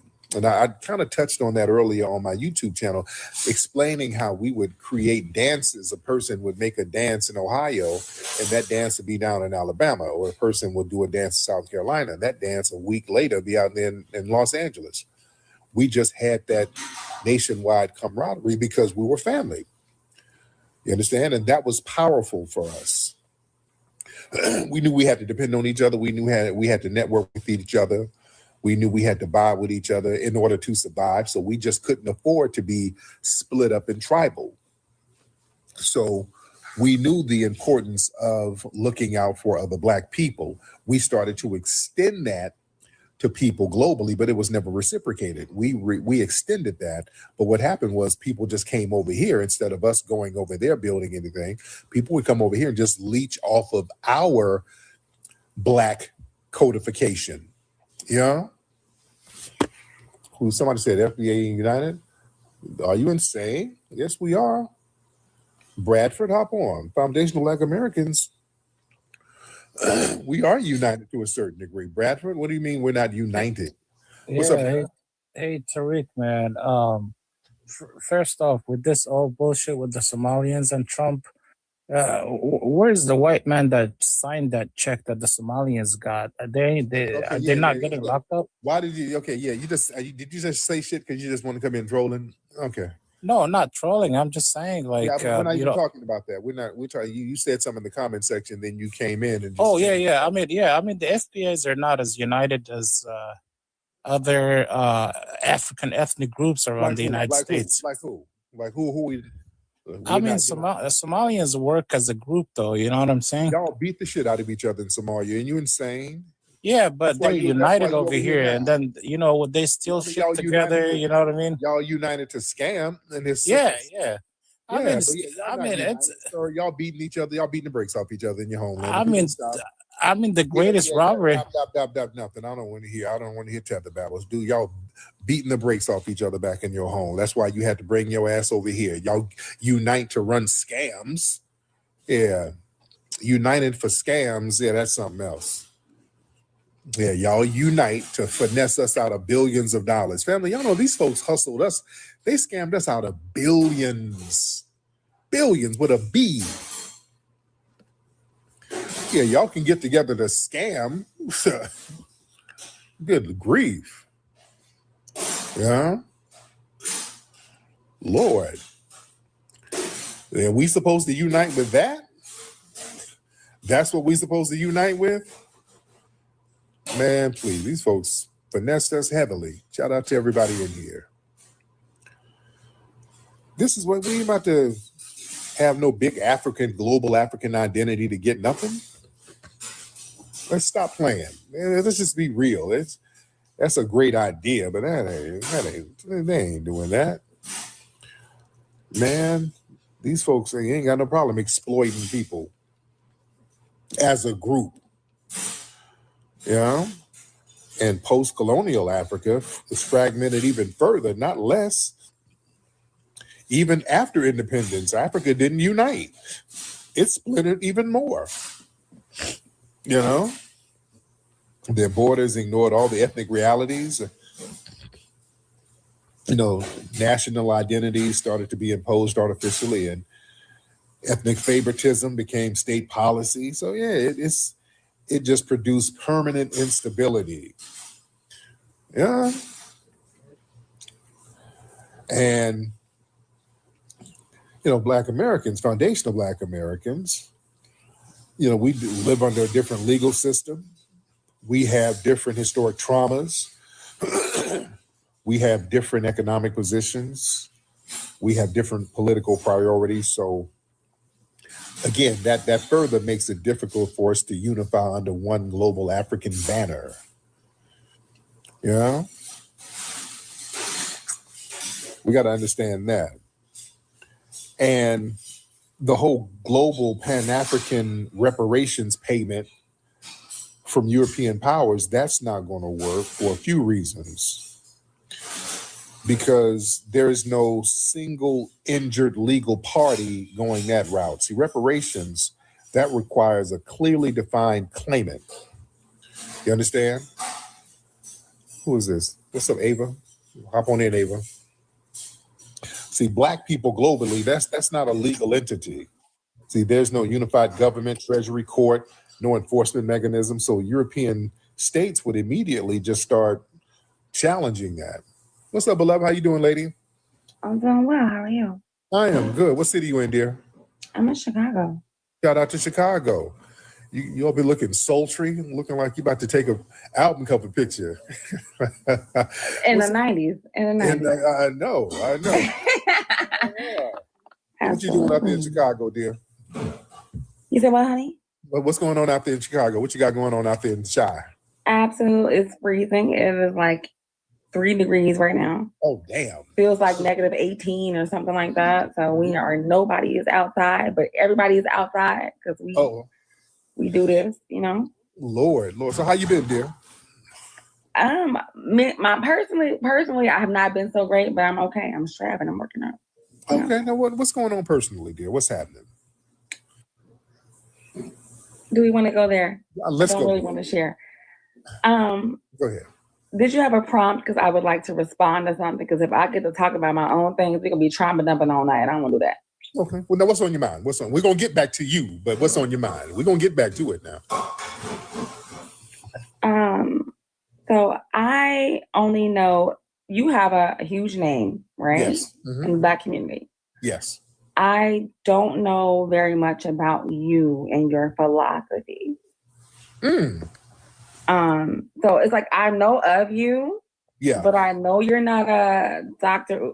There's the he in the hall, and then the Miss Yvette. And there's a few different individuals in the space, but I'm not entirely sure what your realm is and what your focus is. I've heard a lot of things about you, not very positive things. So I'm just curious before I try to spew and say something crazy. I don't want to, be misled. Yeah, if you heard anything negative, it's probably from a tether, probably some non-FBAs saying something crazy,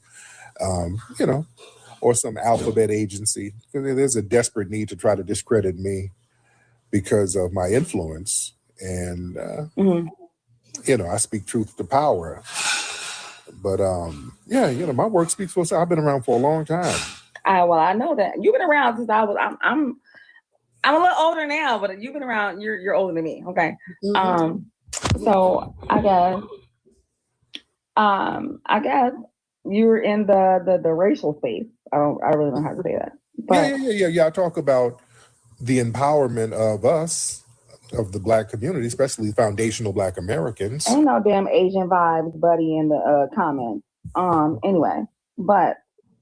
So I guess, you see all the divisiveness between Black men and Black women and all of the advice or the social media that suggests everyone divest. Ooh, don't try to show that off, okay? But like everyone is trying to, not everyone, but there's a lot of media suggesting that everyone divest, right? Really? Yeah, there's a lot of that. Like, I'm not a divester. I've dated other races. I've always felt like if I had to come home, have a child, have a family, I would like to do it with a Black man, a Black American man. I did that. Now, what media outlets are talking about or advocating for divesting? Because the only ones who really do that are ones run by tethers. Yeah. I mean, it's like social media. Like, I don't think, obviously it's not mainstream media, but on social media, you see a lot of the Black women versus Black men, and go find a white woman, go find a white man. And I mean, it's you're bombarded with it daily. Yeah, those are usually non-FBAs who's on that, for real. I can almost guarantee it. Most of the people who do that, the women, those divestors, those are like African and Caribbean immigrants, most of them. because FBA women, they ain't really on that like that. A white boy ain't no big deal. FBA women, white boys always trying to holler at them. They have been trying to holler at them since damn slavery. So that's not a thing. But a lot of these other women who have been living in these colonized third world countries, they've been programmed to worship white people. They literally worship them. So it's like a prize to date them. They sit online talking all that divestment thing. And, these are foreigners. Generally. Right. So, we, that's not our bag. And we call that out. Yeah, we call stuff like that out. Yeah. Now, where's your family from, dear? My family? Oh, baby, we're what you would say, FBA? Okay. We're all, we can only trace it back to slavery, honey. We all in Tennessee. Oh, okay. Yeah. So love. Now, where's your man? Where's your man now, dear? My man? Mm-hmm. No man? I'm a single woman. Okay. How long? Okay. But it's a unique situation. I have one of those situations where it's like, it would be this way. We live together, but we don't sleep together. In this case, he lives across the street from me, but we're not together. He moved across the street from me. I put him out, and he moved across the street. Oh, Lord. Because he wants to be in his son's life. He screwed up royally, and I feel like he wants to spend the rest of his life trying to fix it up and make it up, but he can't. Oh, wow. So y'all have a baby together? We have a son, correct. Okay. I'm 35 years old. I had my first child. I thought I was doing everything right. Mm-hmm. This is what I mean about, well, I didn't say it, but the influence or the lack of influence of the impact of a man not having a father or a stable home environment, the failure of the nuclear family in the Black community, he's a direct result of that. How old is he, by the way? He's 42. Okay, got it. How old is your son now? How old is your son? Our son is only 19 months. Oh, you just had this damn baby. Yeah, it's my first child. It's my first and last. Yeah. Okay. Oh yeah. Y'all just going through a little circular spat, man. No, it's not a circular spat. We don't do what happened when it took place. So we have a person who was like, I have my own trauma, obviously. We all do. Okay. Mm-hmm. I find that as a Black woman, a lot of us we haven't been loved properly, raised properly, taught how to pick a correct partner, right? A lot of us are looking and we get into that struggle love. Mm-hmm. Okay. Stop playing with the weird girl. Girl, I'll pull it off. I got more hair than you. Mm-hmm. I'm assure you. Mm-hmm. Now. Go ahead, dear. Go ahead. Anyway, so a lot of us, we are not actually raised and taught how to properly vet people, men, women, because we don't have a lot of us don't have fathers. A lot of men are not around in our households, right? Mm-hmm. So we have our mom who's struggling for love. She's desperate. She's thirsty. She's looking for validation. Okay. Mm-hmm. Angry because she's by herself. Angry because she got a child that she didn't necessarily want to be raising alone. Okay. That trickles down to the children, right? Males and female. A lot of men and women, when I said that the whole Black men versus Black women thing, it trickles from, absent fathers and present mothers who were probably overbearing, angry, not given, a lot of us as children did not have the representation of positivity, of love. We didn't see that growing up. So in my case, and in his case, same as being, when you meet somebody, you don't recognize what's beneficial to you. Okay. Right? So who did he cheat with? Some baby. I'm not even like, if she was cute, I would say so. It's a young girl. She's younger. She's much younger. She is, I think, now 23. He has sex with her unprotected while I was pregnant. Did he get her knocked up?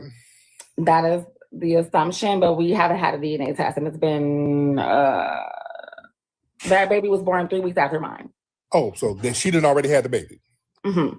Oh, okay. I didn't find this out though until my child was 10 months or so. Mm-hmm. Yeah, okay. I figured it out in just 30 seconds, and I don't. Yeah. So, I suggest that he go be with the young girl because the young girl she's in poverty, she's poor, she's unattractive, she needs help. She got low self-esteem. She knew I was pregnant and she slept with you anyway. She got low self-esteem. Her father contacted me and I'm like, oh my God, I didn't even know you existed because she's acting very fatherless. What's going on with you, sir? So is that woman and that child across the street with that man? No, he literally, so no, he hates that girl and he hates the fact that ever happened. Oh Lord. My thing is, you chose that lady to have sex with, so what the hell, go be with her. Why you move across the street from me and go move across the street from her in Gary, Indiana, where they have those sidewalks? Man. Lord. Okay. I mean, and I'm like, why don't you want to be with the girl? Like, because really, it's like, okay, I'm hurt, I'm this, I'm that. It's all, but it is what it is, right? Yeah. So I'm like, she's a younger girl. She's young. She's in her 20s. She's 23 now, I think. Okay. And my thing is, she's young. She clearly don't love herself. I would not trust her to raise a little girl what she had. I'm like, you need to go help her raise that little girl so she can't be like her mama and be a low self-esteem whore. God. I'm okay. I got, I'm good. I'm fine. So your baby dad, you and him, are you guys on amicable terms now? Are you guys, because all this stuff is very fresh. The babies are fresh. The move out is fresh. When did he move out? I put him out in April. Okay. But he moved across over here like September, October. Oh, because he was living with, wait. He was living with me. He's living with you now? No, he was. And then I put him out and then he was living somewhere else. And then he moved across the street. We're in Chicago, mind you. So, there's like a billion places in Chicago. Yeah. He moved directly across the street from me. Oh, Lord. Knowing I was dating someone new. Oh, so now you got somebody new or you had somebody. I don't deal with that person anymore because for me, okay, that person was a rebound. I knew that wasn't going to go nowhere. Right. I love bombed him. He love bombed me. It was great for while it lasted, but I knew it wasn't going to go down. I'm like, you cool. He was a tool for me to get over the situation, to help me get through the hurt. Little rebound dick, right. Correct. He wasn't no dick. I didn't get I still haven't had any sex. Really? That dude didn't smash, ma'am? Oh, no. Ma'am, you got... No, baby. I'm not gonna lie to you. We made an effort to, but he got the erectile dysfunction and I can't do that. Okay, how old is he? That person is 46. Really? Okay. Damn, okay. He's a heavier guy. Oh, a big dude. He's big and tall, but the PP is really small and then it don't work and it's unfortunate. So we actually ended up going to the doctor. Like I was really, really, really into him. And I felt like he was a good candidate for things. But ultimately, like the physical things I could have dealt with, like the erectile dysfunction, I was okay with. I was like, let's go get tested together. Let's do that. We did that. But it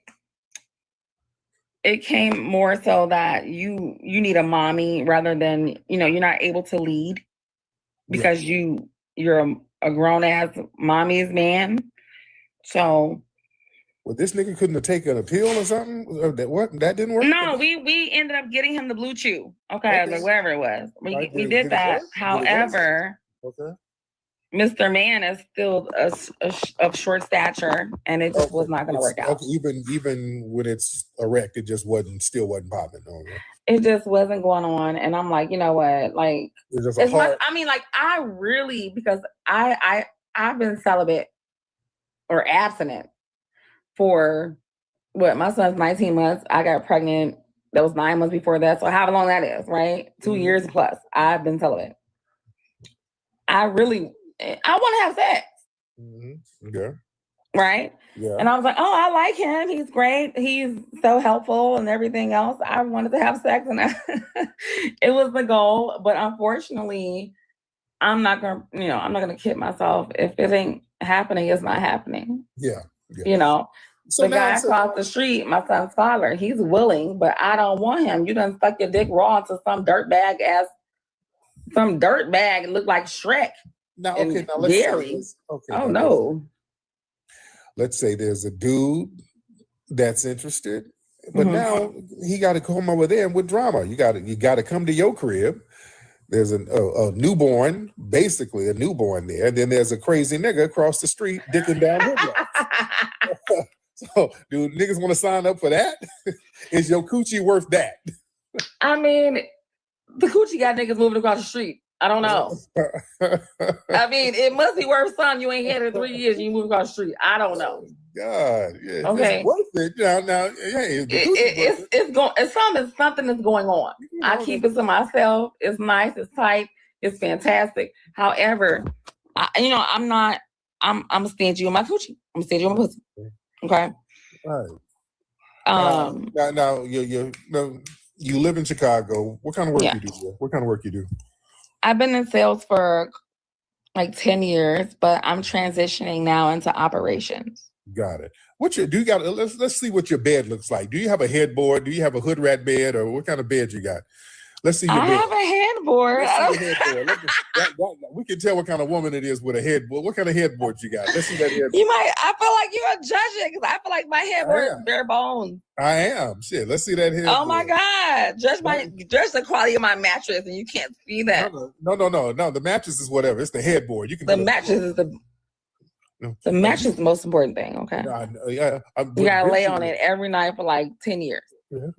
But that headboard says a lot. The headboard or the lack thereof, that says a lot. Well, I have one, but let's see it. It's white rails. Let's turn that camera around. Let's see. Not Kevin Samuel 2.0. Not I'm styling. Let's see what that headboard is going to tell us what we need to know. I was flirting with you. I was not flirting with this man. That wig, baby. This is yes. It's wig. Isn't it? It's not giving Farrah Fawcett in the 70s. Are you not a hater? Because do you want this wig? Let's see that headboard, dear.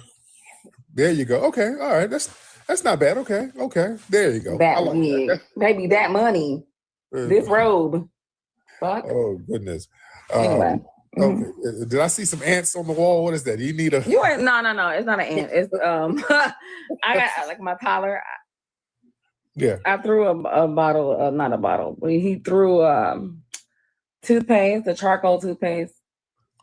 Like, before I lay down. Okay. All right, but I'm gonna get some more calls. But thank you so much, dear. Thank you so much. I hope everything falls into place and I hope everything gets together, beloved. It will. Thank you so much. Have a great day. Thank you, dear. All right. There's a lot going on over there. All right. No, her hair was fine.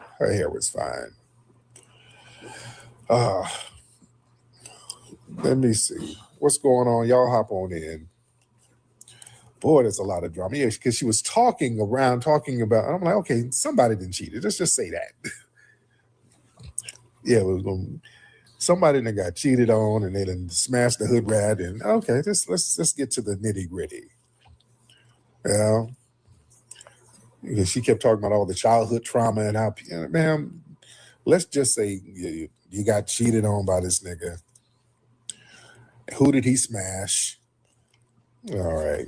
And then he smashed, then had a baby. And you know that baby is his.